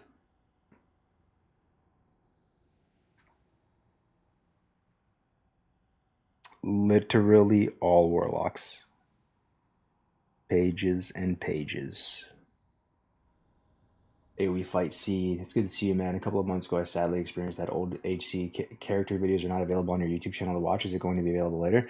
Oh, yeah. What's up, man? How you doing, Lord Thomas? Yeah, I think I unlisted most of... I relisted most of the stuff, but there might be some stuff still unlisted. I can go have a look. I'm trying to re-release everything. Yeah, 95% of all my TBC content was hidden, and it wasn't released. So and there was some really valuable stuff. We got lucky. We were able to have like all the top guests from every class and really everything in TBC on our Dark Portal show.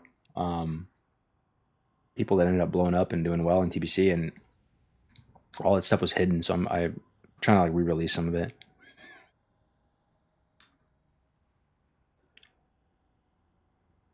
Dark Portal was dope. If your tank brought one of the melee ads in the middle on a common seed, can hit all targets. I see. Yeah, so it makes sense. This is almost just like a complete pure lock cheese fight at that point. Terran Gorefiend. Hunter's pumping on this. Hunter's blasting. This is some Hunter domination. You'll love to see that one. Love to see that. So many bosses in BT, man.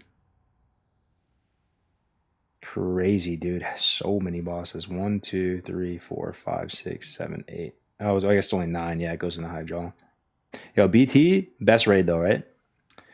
Best raid in the Burning Crusade. So fun. Gertog, Blood Boil.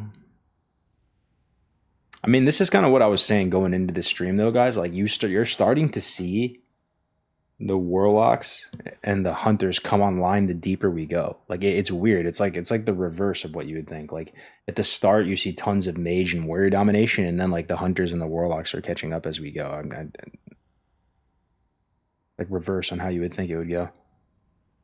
But let's look. What Sunwell will be interesting to look at. Reliquary of Souls is all hunters, complete hunter domination.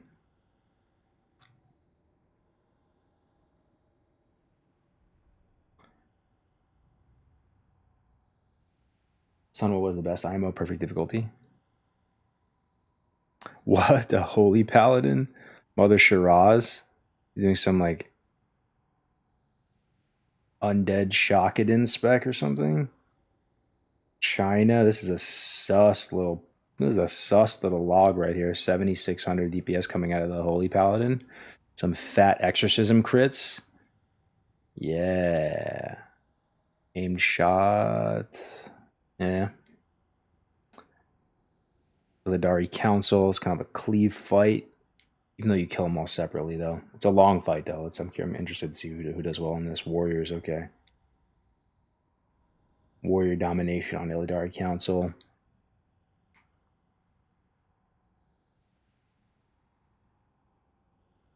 Warlock domination on Illidan. It's a long fight. Yeah, makes sense. Makes sense. It makes sense. So the arcane mages, like obviously, like they have the edge over all the other casters and warlocks and stuff in short fights if you're blasting, but the longer fights they can't sustain all that arcane blast. So I kind of like that. There's like a checks and balances to it, right? And TBC has fights that you can't really. There's no way around it. Like some of these fights are going to be long. It's just like the stages of the fight, you know.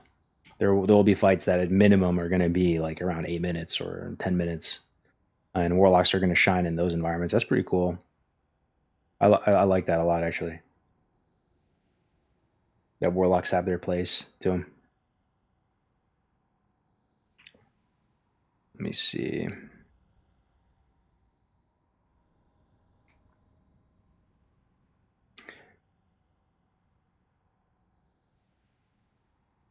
And Sunwell fights got so hard and mages couldn't blast through. In China, you can buy parses. What? They just like hack the website and get you a parse on here. Are you able to see if they're troll or orc on Warcraft logs? You could. What up, Tuna? Good to see you, bro. You can usually, yeah, get like more information on their character, but these logs are like dead. So if you click it, or you have to pay for it or something, right? So like all you can see is just their gear. Oh, such a cool item, bro. I love the Warlock. Bit of the Malefic with the wings coming out of it. Oh yeah. Illidan, yeah.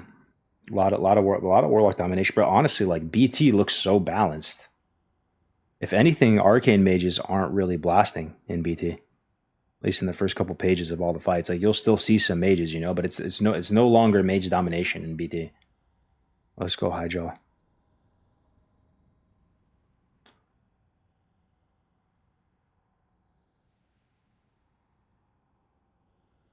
Damage. What up, Nut Mutt? Good to see you. What up, Bible Billy? The thing I really want to see again is your first live stream from the launch of Classic 2019. I want to relive that day forever. Yeah. Yeah. Right, dude. I was stressing when I think about it. I took the 2019 launch way too seriously, bro. Way too seriously. I actually I'm not gonna call him out, right? But like I just cared too much, and I was gonna duo level with this guy, but we didn't get along actually so well, and we had this like real cringe like sort of dynamic that we weren't like super comfortable, and we were playing with each other for long sessions, and there's like all this pressure. I didn't really do 2019 launch like the way I should have. I should have just like chilled and taken it easy, and like I mean, I'm still happy with it in a way because we pushed hard, right? We got like a day 7 rag kill, which was like pretty good for us. We're not like the best guild ever, but we killed rag on day 7, you know? But man, like that first run up for me, summer 2019 was so scuffed. My duo fell apart halfway. Bro, I shit you not. Yo, guys, I shit you not. I'm not making this up. I swear on my life. We're supposed to duo. We're supposed to play long sessions. We're supposed to pump. We have it all planned out, right?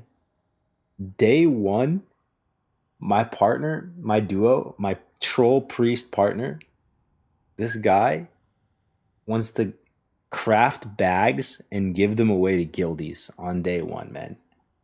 And like, I remember I was like, yo, let's go. We gotta go. We gotta go. And he's like, no, no, no. Let me make some bags for the guild, you know? I was crushing out so hard, dude. He was making wands and bags. Like, yeah.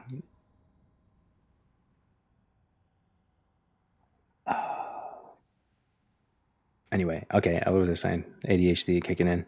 Rage, Winter Chill. This is Hyjal. Phase 5. Oh, I should have looked at phase 3 for BT Hyjal instead of phase 5. Whoops. Let me look real quick. Whoops. Phase 3. Phase 3.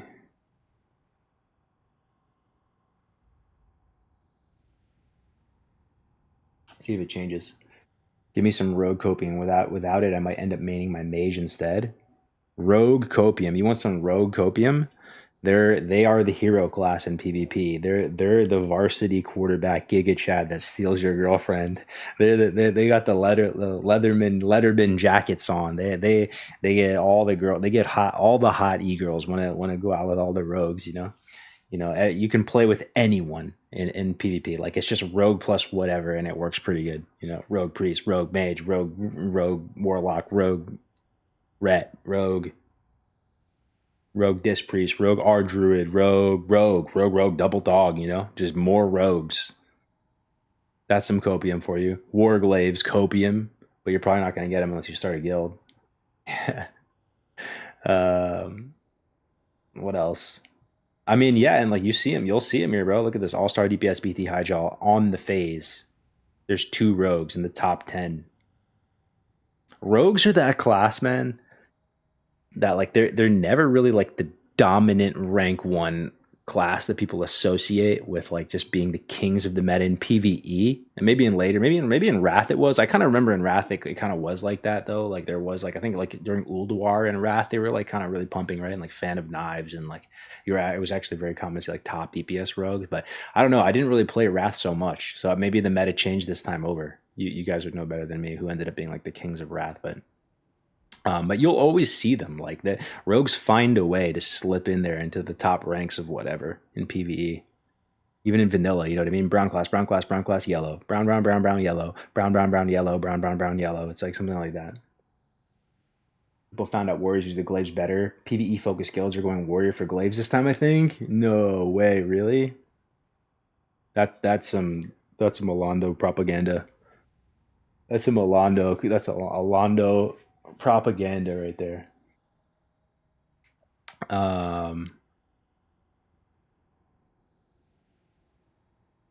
What was I gonna do? Yeah, on the phase 3. Let's just look at the bosses real quick, see if anything changes at all. My boy Nagentis. Yeah, okay, some more mages though. Already out of the gate, because we were saying we didn't really see much mage domination. Yeah, so okay, Supremus. Obviously, looking at like the first like 100 Warcraft log parses is not the best. I totally get that, right? But like, we're just trying to look for general patterns here. Good amount of light blue. Okay, so mage is doing well when it's at like the correct phase of progression. They're doing a bit better than phase 5. Shade, dude, what is this? What is this? Anonymous mage. No drop down. This is one of those things you're talking about, bro. This is like a China pay for parse thing. What is this? No drop down for the gear. Randomly, this guy's name's in italics. What? No guild, no server. Is this some redacted Black Ops mage? Then we got the Russian warlock. Yep, shit. 20 eye levels below everyone else. Damn, dude, that's that Blazing Boost Warcraft log rank 1 package deal. Maybe permaban.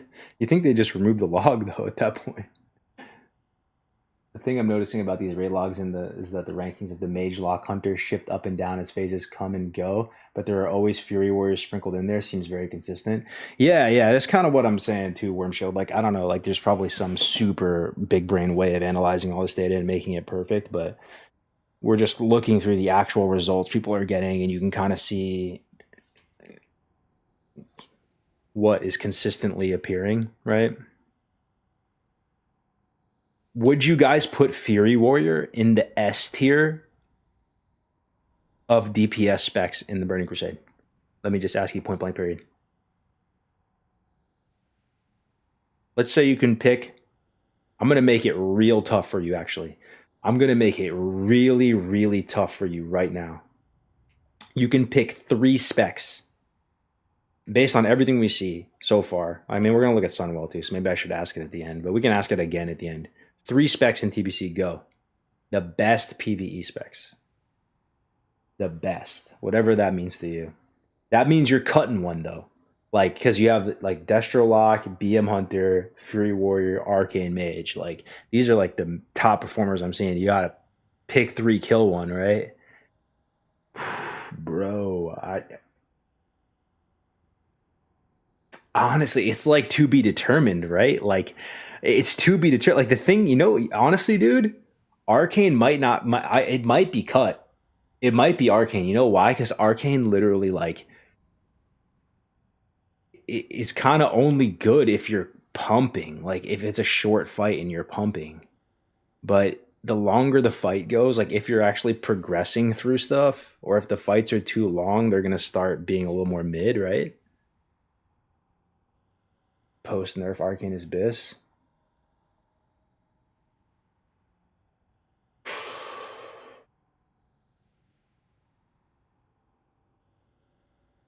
The other thing, though, is, like, how hard it is to gear.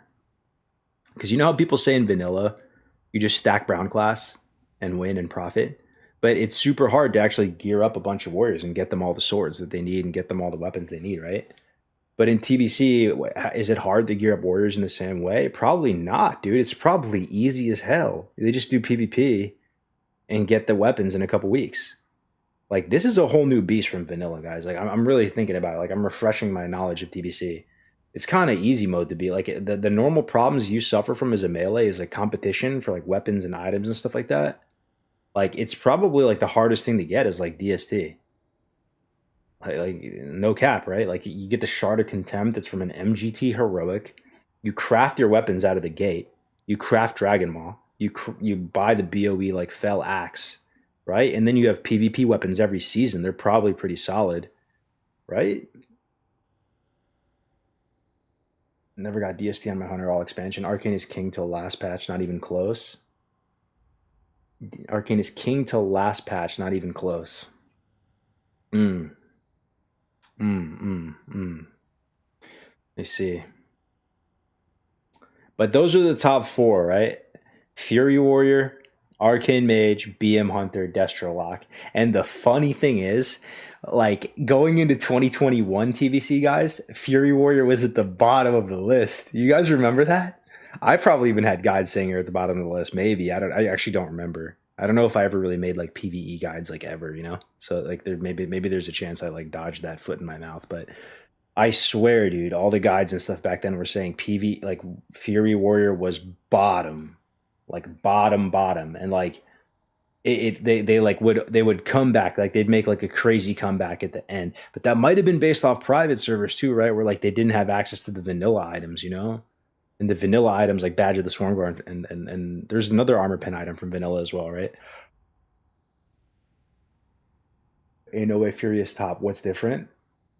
It just is. It just is. Like, but here's my question to you guys, though. If you're in an average, like, let's say, like, a 50th percentile guild, just super average in every way,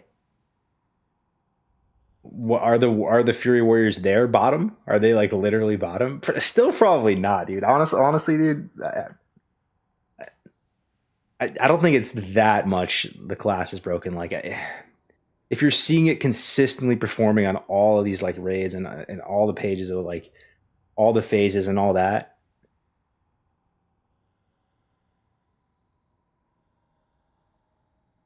The free will just be average, right? That's kind of what I'm thinking too. Yeah. All that matters is overall damage. Who the fuck cares about boss damage?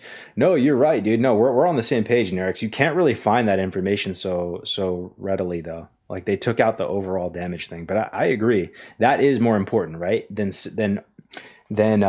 like than boss damage. But no, at the same time though, Nerex, at the same time, bro, this isn't vanilla. Like that, you actually could like have progression. You know what I mean? In like Sunwell and stuff, or some of the harder fights. Like honestly, even like Lady Vash and stuff, you can wipe on some of this stuff, right? Like, so yeah, the trash damage and overall damage matters to a point, but that's only assuming you're full clearing everything, right? But like if you're full clearing everything, I agree. Obviously, it's about just like your overall contribution to the raid. That's what's gonna like make it end faster. And yeah, what up, cleanup guy? First time in the chat. What up, bro? Fury is one of those classes that you build around them, raid comp, etc. Mm-hmm. Mm-hmm. So there's only gonna be one. So stuff is post nerf, but you're only gonna have one lust per raid. Yo, guys, remind me what like drums does again, like the drums, because I thought it's basically like a bloodlust, right? But like you can't use that on top of bloodlust, right? Like they're changing it so like you get the debuff and you can't use drums. Like you're literally just gonna have one, and it counts drums, bloodlust, heroism, all that, just one.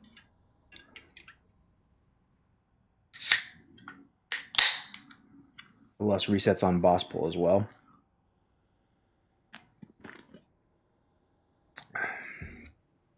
But you can't have unlimited drums but one bloodlust, right?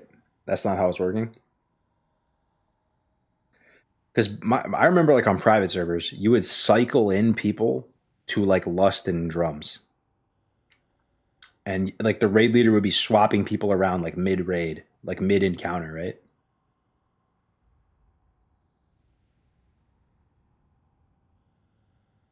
They nerf drums, you could use them nonstop until tinnitus. What's up, Jonas? How's it going, man? I just have a headache, dude, thinking about how do you PvE people do this, bro? I have a headache thinking about all this. I just want to press fucking buttons, dude. What's the most chill class to play in PvE and you get the pump, guys?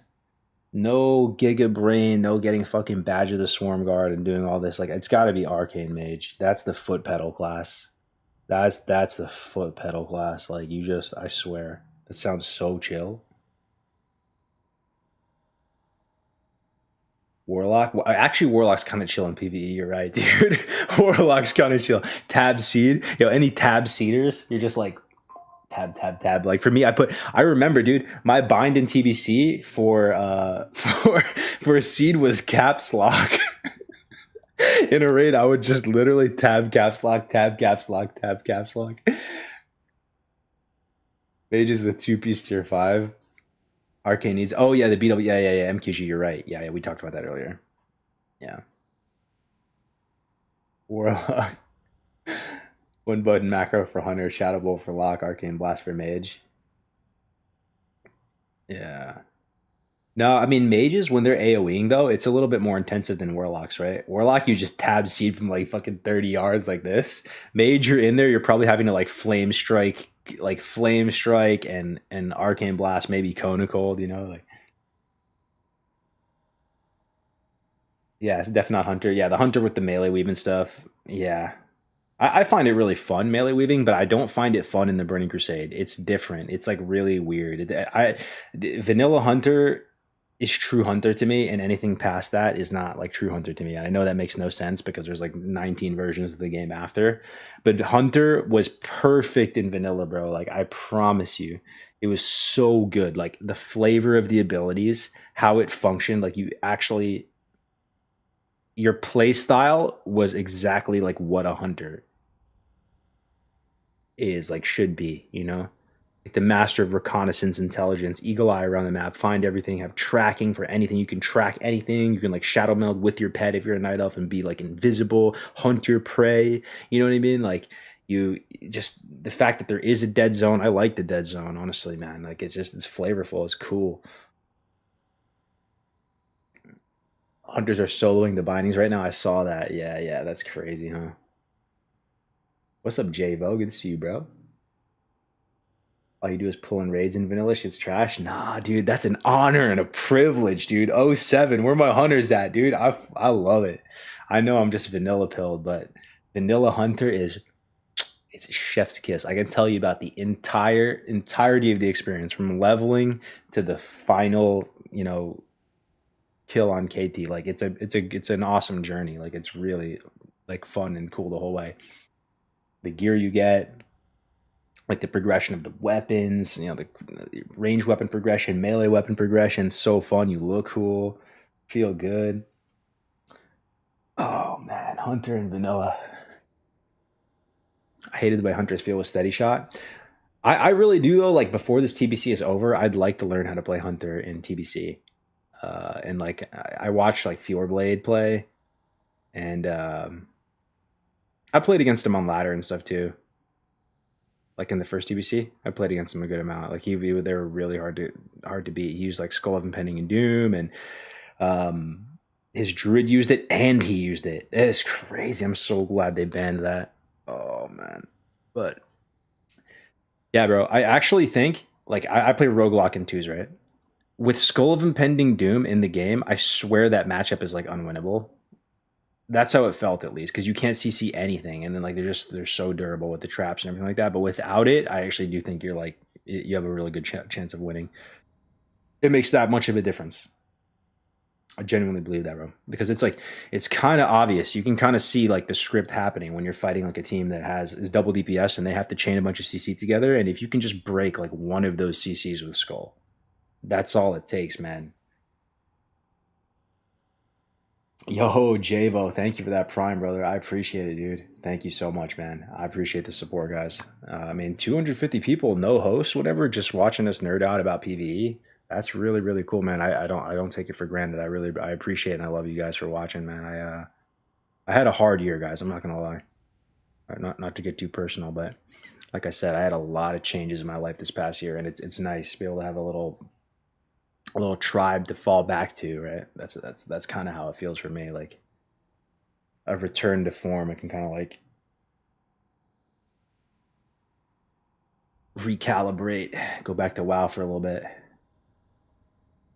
Yeah. What will you play in TBC? I'm gonna be playing a warlock mainly. I have two warlocks on Night Slayer, one on Horde, one on Alliance, and then I got two rogues, one on Horde and one on Alliance. I still got to finish up my Alliance rogue. He's like 57. So if you got that ZG boost for your boy, if you got a little fucking Strathholm 170 mobs for your boy, like yeah, I need to finish up my Alliance one, but yeah. So I'll have two rogues, two warlocks.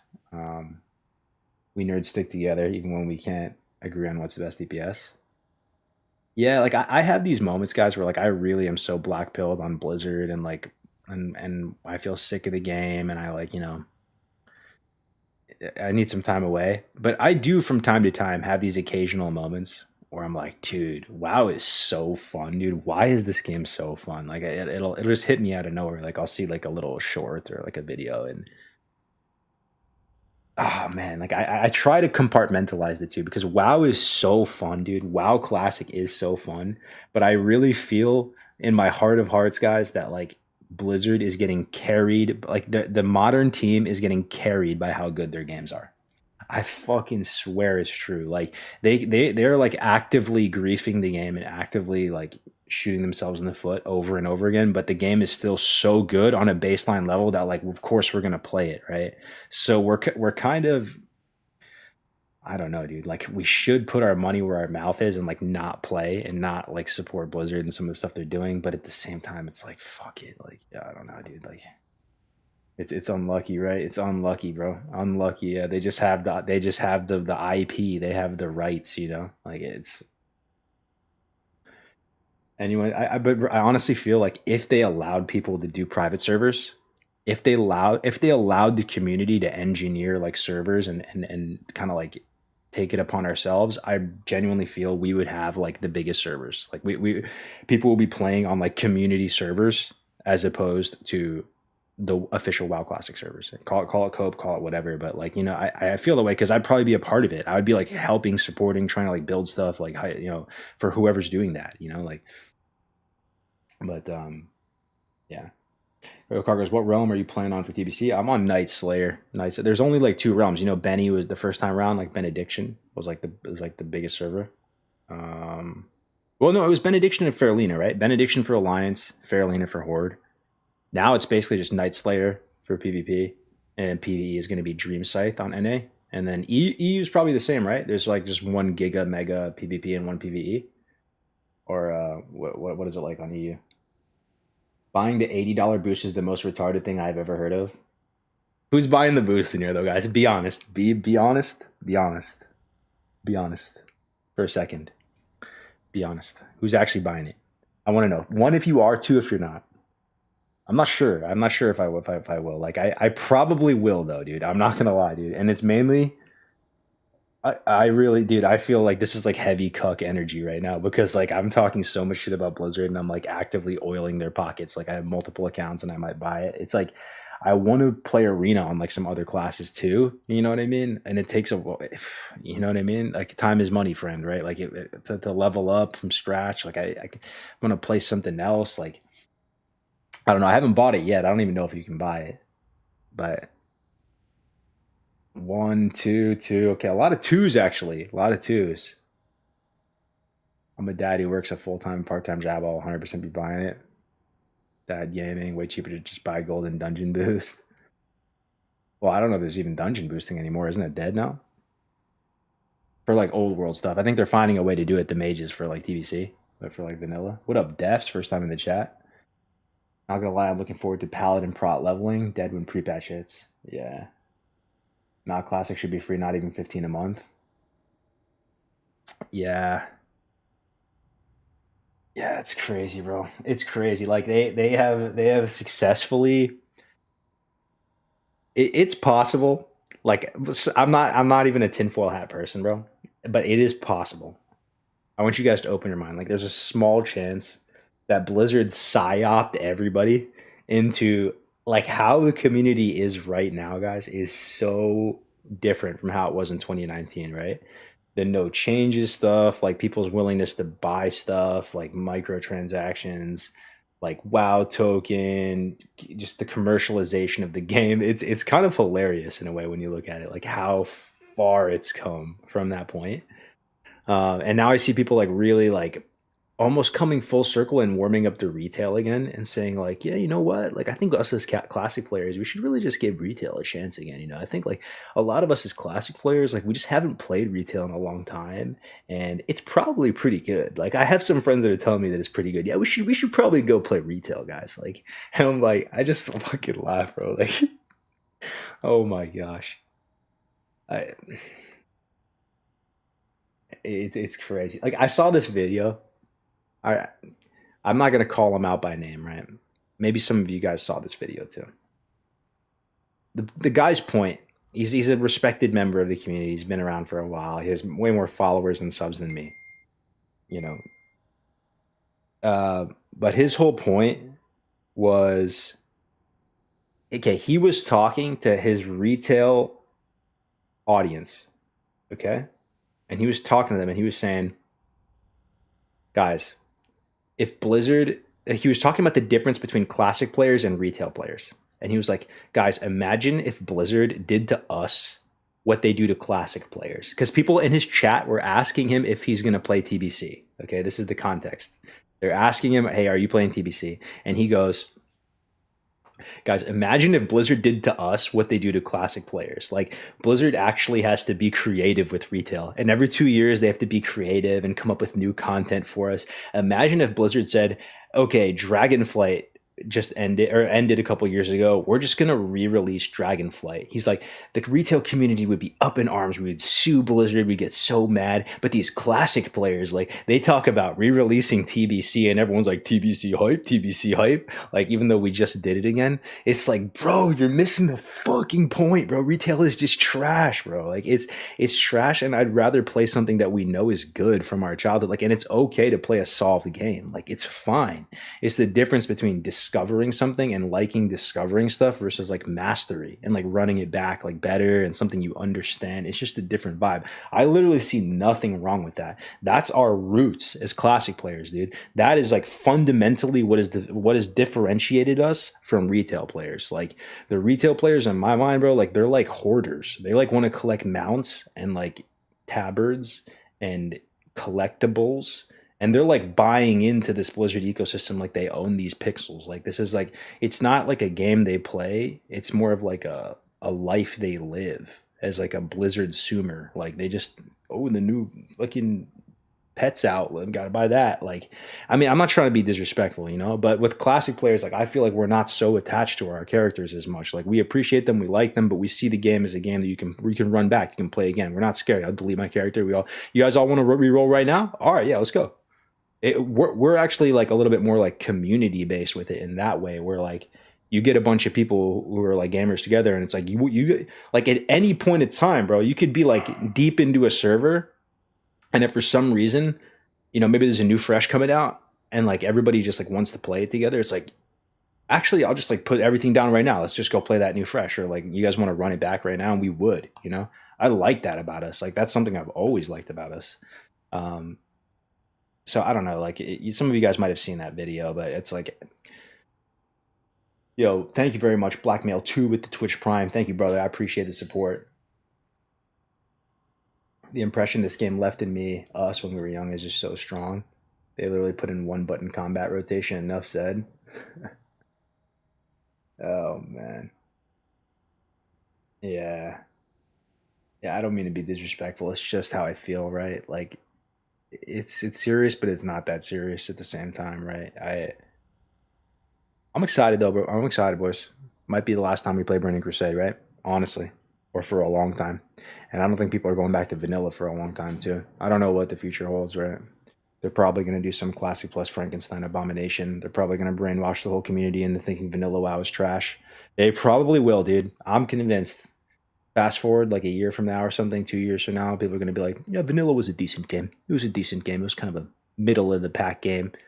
Had a lot of problems. Had a lot of issues with vanilla. You know, it's an imperfect game, but you know, it's a fun little game to play. It's a fun. I'm glad I did it. Glad I did it. Glad I did. I was there. 2019 Classic. It's all right. You know, it's not what we have now, of course. You know, with our weekly gold stipend. But yeah. Vanilla HC until TBC hardcore. Yeah. Yeah, we still will not have gotten a TBC fresh though, thinking about it, right? There's no fresh this time, right? Still none. But it's okay. I do sense the fatigue in the community. People are a little bit over fresh right now. Like there needs to be a little bit of time, you know? But you know, it'd be cool actually, like halfway into TBC, they did a TBC fresh. Has anybody here played a TBC fresh? It would have to basically be on a private server, right? It's fun, dude. A lot of times the TBC servers are a little bit higher XP rates. Like I played on one that was 7x, yeah, it was really fun actually. Like just being a blood elf out in the barrens, like seeing blood elves out in the barrens, like and going through everything a little bit more expedited. Yeah, I started on Endless TBC once, but I think it was also 5x. So that's the one I played too. Yeah, it was like I think it was 7x. It was what was the name of that server? Sunstrider or something. Yeah. When will Blizz tell us how long pre-patch is going to be? How long you guys want pre-patch to be? How long do you guys want pre-patch to be? How long? I'll tell you my thoughts after I get some feedback. How long? How long? How long? How long? How long? You still have ownership of the OG HC add-on? No. When I popped smoke and left the whole community after all that drama and stuff, I like resigned everything. I turned the Discord over to Grays, I turned the Curse Forge over, everything. Just like just pulled the cord out of the wall. So even RXP, I have no affiliation with them anymore. They're doing their thing, you know. Much love to the boys though. They're still crushing it, doing their thing. So 1 week, 3 weeks, 2 weeks, guys.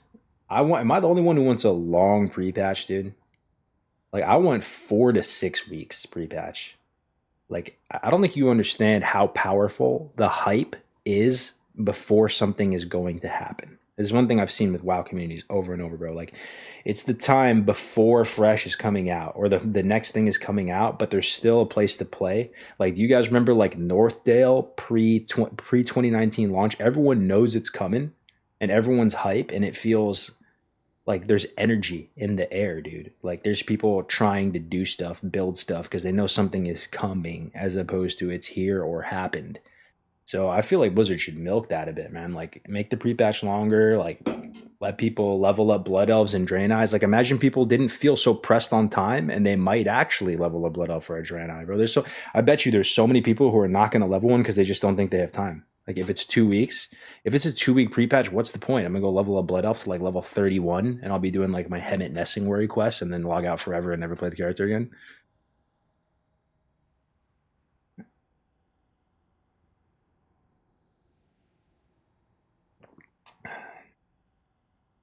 If you were not a Blood Elf or Draenei, why would you want to pre-patch at all? Well, let's think about it. So what changes in pre-patch? It's gonna be hype. Jewel crafting is out.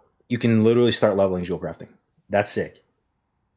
You can you get TBC talents, so you're starting to like familiarize yourself with the TBC talents and like how your character is going to function, right? Like that's pretty cool. Like just adjusting, adapting, getting into that headspace, new keybinds, new everything, new like yeah, the 14 gear, bro. You guys are gonna be able to get your alts super geared really fast. I don't recommend you buy the whole set though, guys, unless you got time like that. If you got time for days, you're working at home, you're literally like, coding on the other monitor and you're just chilling, then yeah, sure, grind the whole set out. But if you have limited time, get some of like the weapons or something from the 14, and then that's it. Like, and then just save your honor and save your marks and stuff for TBC so you can actually buy like real gear. It's 31k honor for the whole set, but what does that mean though, Gordy? Like, we don't know how much you're gonna get per BG with pre-patch. I don't know how much you get for one like successful like Warsong Gulch win, And the thing is, you kind of want to like honor cap if you can. It's not super important, like, but if you could, like, that'd be ideal so you can buy some of this gear. They're saying 200 to 300 a win. That's what I'm saying. That's a lot. That's a lot. So I mean, 31k. What's 31,000 divided by 300? 4 to 6 a win at L. Honor gains at 60 are a lot less than gains at 70. Yeah, I would just want to. Like that gear. All I'm saying is like you might get too excited. And I saw people do this the first time around because it was the same thing, bro. It was the same thing with the first time TBC came out. People got gigabissed out. I literally did like Nax GDKPs before TBC came out. And I spent a lot of my gold getting full like tier 3 and full Nax gear on my Warlock, thinking it was going to give me some edge or whatever. And it kind of did. I mean, I used it all the way to 70. I replaced nothing because it all had enchants on it, right? So like I dungeon cleave up to 70 and barely anything got replaced. But, then you're at 70, it goes by pretty quick in like a day or whatever, and you're only going to be as fast as your weakest link. So if you're dungeon cleaving and you have full Nax tier 3 bis, and you have a guy who's like in communal gear, like that's going to slow you down, right? Like, or in whatever gear. Like, so it's honestly not that worth it to like try to get super geared before TBC. That's what I learned the first time around. Like, I'm not tripping about it this time. It's better to just like level a new character or something. Last time the pre-patch came out, the honor was bugged and you got hella honor the first day. Oh, I do remember that. Yes. It was like AV spam and people were getting insane honor in AV, right? Yeah. Should not spend any marks or honor until you approach 100 marks of honor or cap. Yeah, I'd get weapons though, right? Like if you have, I know some of you out there, you have characters that are probably, have you guys seen people like level 60 and they're wearing their starter zone gear? I've seen that, dude. I was in Strathholm getting boosted, right? There's a guy with the motherfucking like original red warlock robe on in my Strath. He has the original chest piece that you spawn into the game with on. That's how boosted that guy was. Yeah. If you're that like and you're that down bad, like yeah, you should get like a couple things. Like get like some weapons from the honor set, but that's it. I got both one-hand swords super quick, swap tunes, start farming, then again I got nerfed hard. All right, let's go look at Do you plan to farm any 14? Yeah, I'm gonna farm it.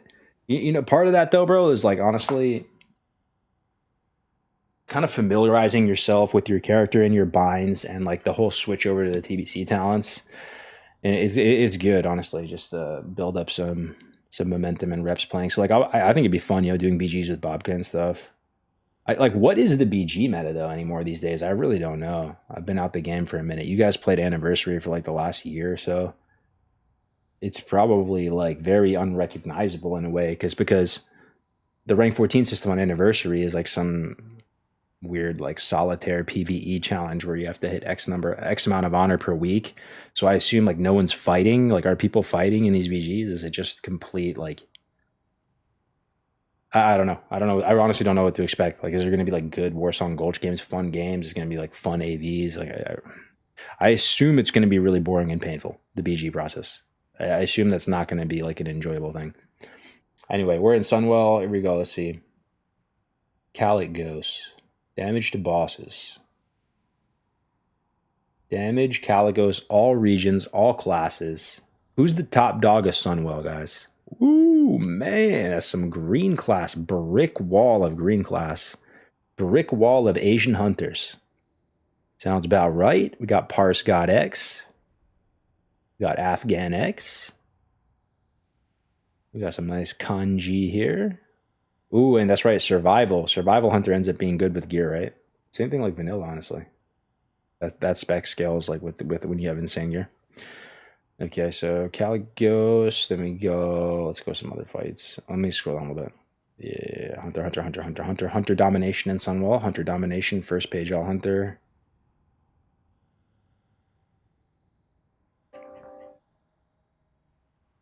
Second page mostly hunter. Brutalis. This is the patchwork fight, the ultimate patchwork fight of TBC. You guys said it. I agree with you.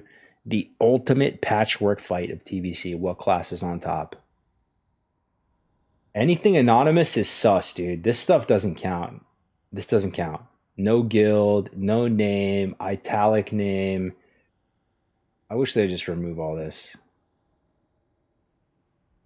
But it's Hunter. Hunter. Like it's really Hunter. It's not even a little bit Hunter.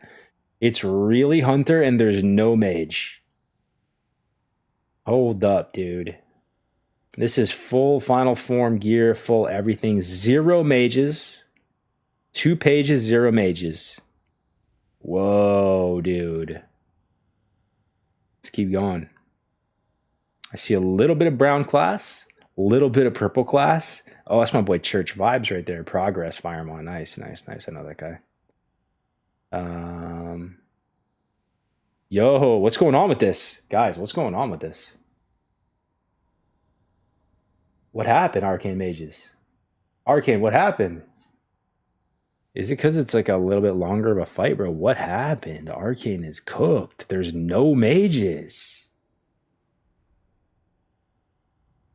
Maybe we cut mage. Interesting, but most people aren't even going to make it to Sunwell. I swear, probably myself included, honestly. That's a goal for me though. Like I want to be able to play all seasons of TBC PvP. I've never actually played. I mean, I take it back. I did. You know that endless server? They had that snow server PTR. All the gear there was S4 gear. That was like, but it wasn't really a season. You know, it's just everyone had S4 gear on.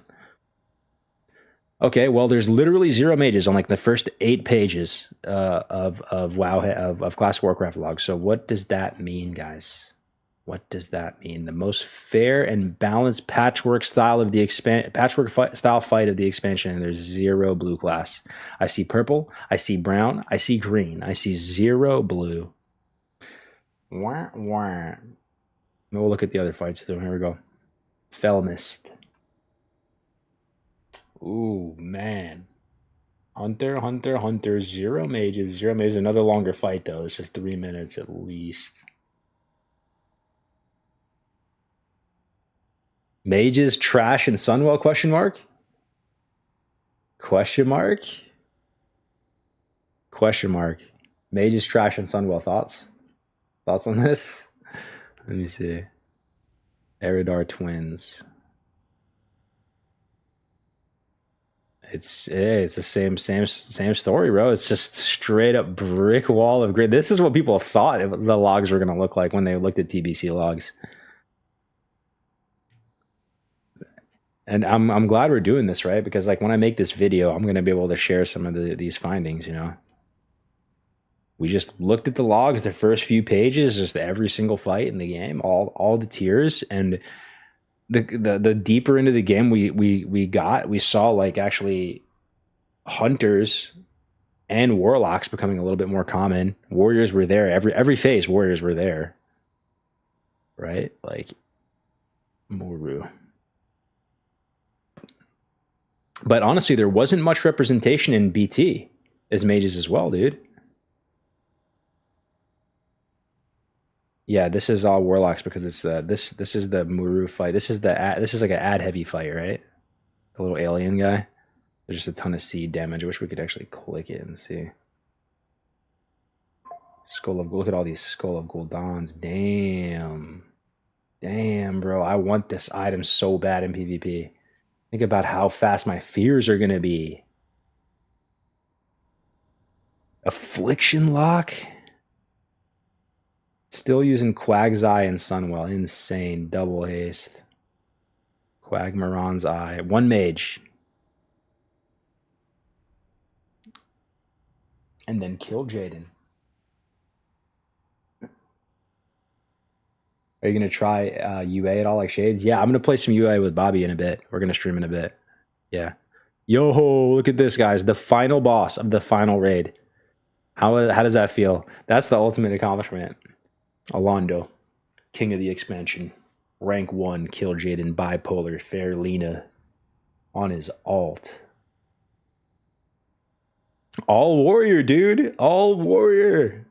Kill Jaden fight, dude. Crazy. Let's see. Let's go a couple pages.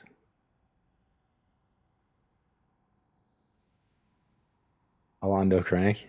Bro, it's all warrior. Where are the mages at, dude? Mages. Who plays mage in here? Where are you? Where are you? Where are you guys? Are you guys AFK? Did you quit? Did you quit? Where are you guys? Are you cleaning? Are you like? Are you benched? Are you benched? I'm not even kidding, bro. I see a yellow. I see like. Wait for 2026, baby. Bro, there is zero representation. I've never seen so little blue in my life. Mages get put on ad duty on KJ. Yeah, we on our alts. Oh my gosh, bro. Chicken buff is removed from logs this time around. Warriors were getting 20% extra haste. Where's the mage? I'm gonna sort by mages. I want to confirm that they indeed exist in Sunwell Plateau. Let's see here what's going on here. Okay.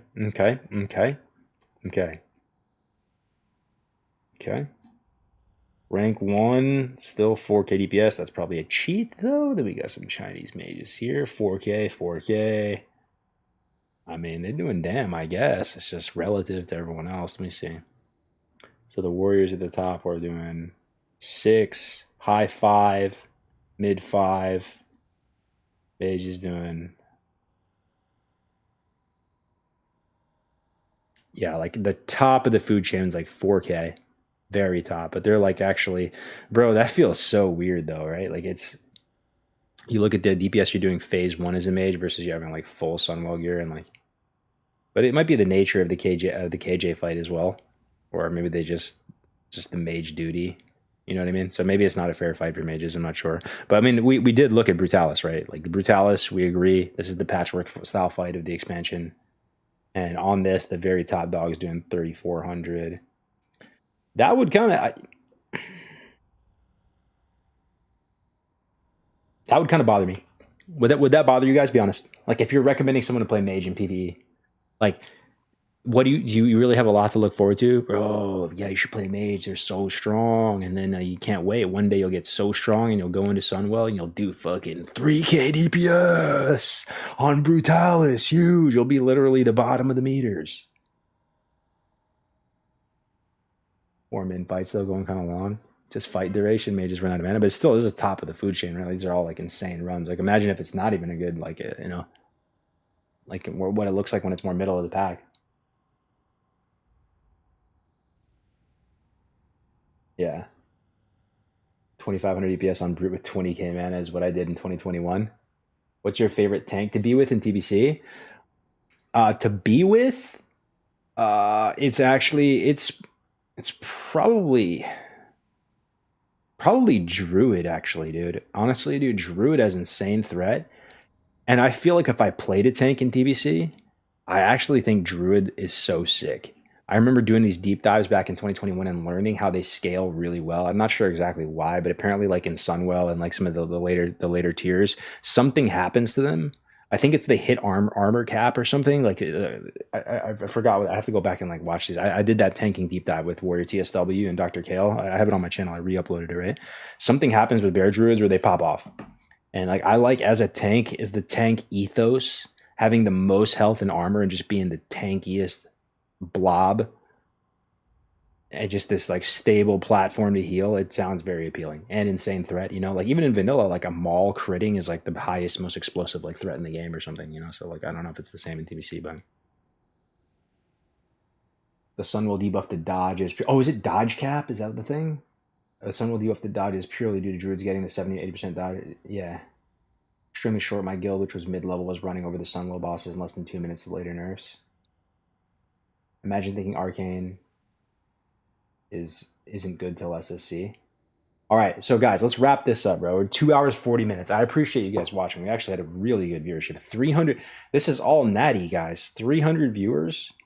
Just your boy, no host, nothing like that. That's so cool, man. Just looking at Lumberjack website. I appreciate you guys. Just on Twitch, and we got like 100 on YouTube too. That's amazing, man. It's 400 people. Like, I appreciate you, whoever you are, wherever you are. But like, what are our key takeaways? Like, what have we learned? What's a fair statement to make about the TBC PvE meta? I'm gonna shoot from the hip here. Mage looking really strong out of the gate, like really strong, like a top dog, like domination, mage domination through tier 5. Honestly, BT, I'm not really seeing him so much at the top end, right? Sunwell, I'm not seeing him so much like at all. That's what it looks like. It looks like Warriors actually consistently somehow are top. Like they're not.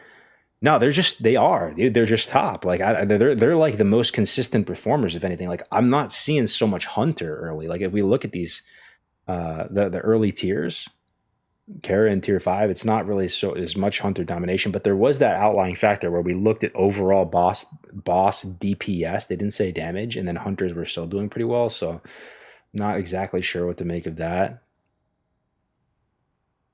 But Warriors seem pretty cracked all throughout, all phases. It looks like it's fun to be a warrior and just like have weapons and do cool stuff. And hold on, let me just pull this back up again. Yeah. Let me see what you guys think as well.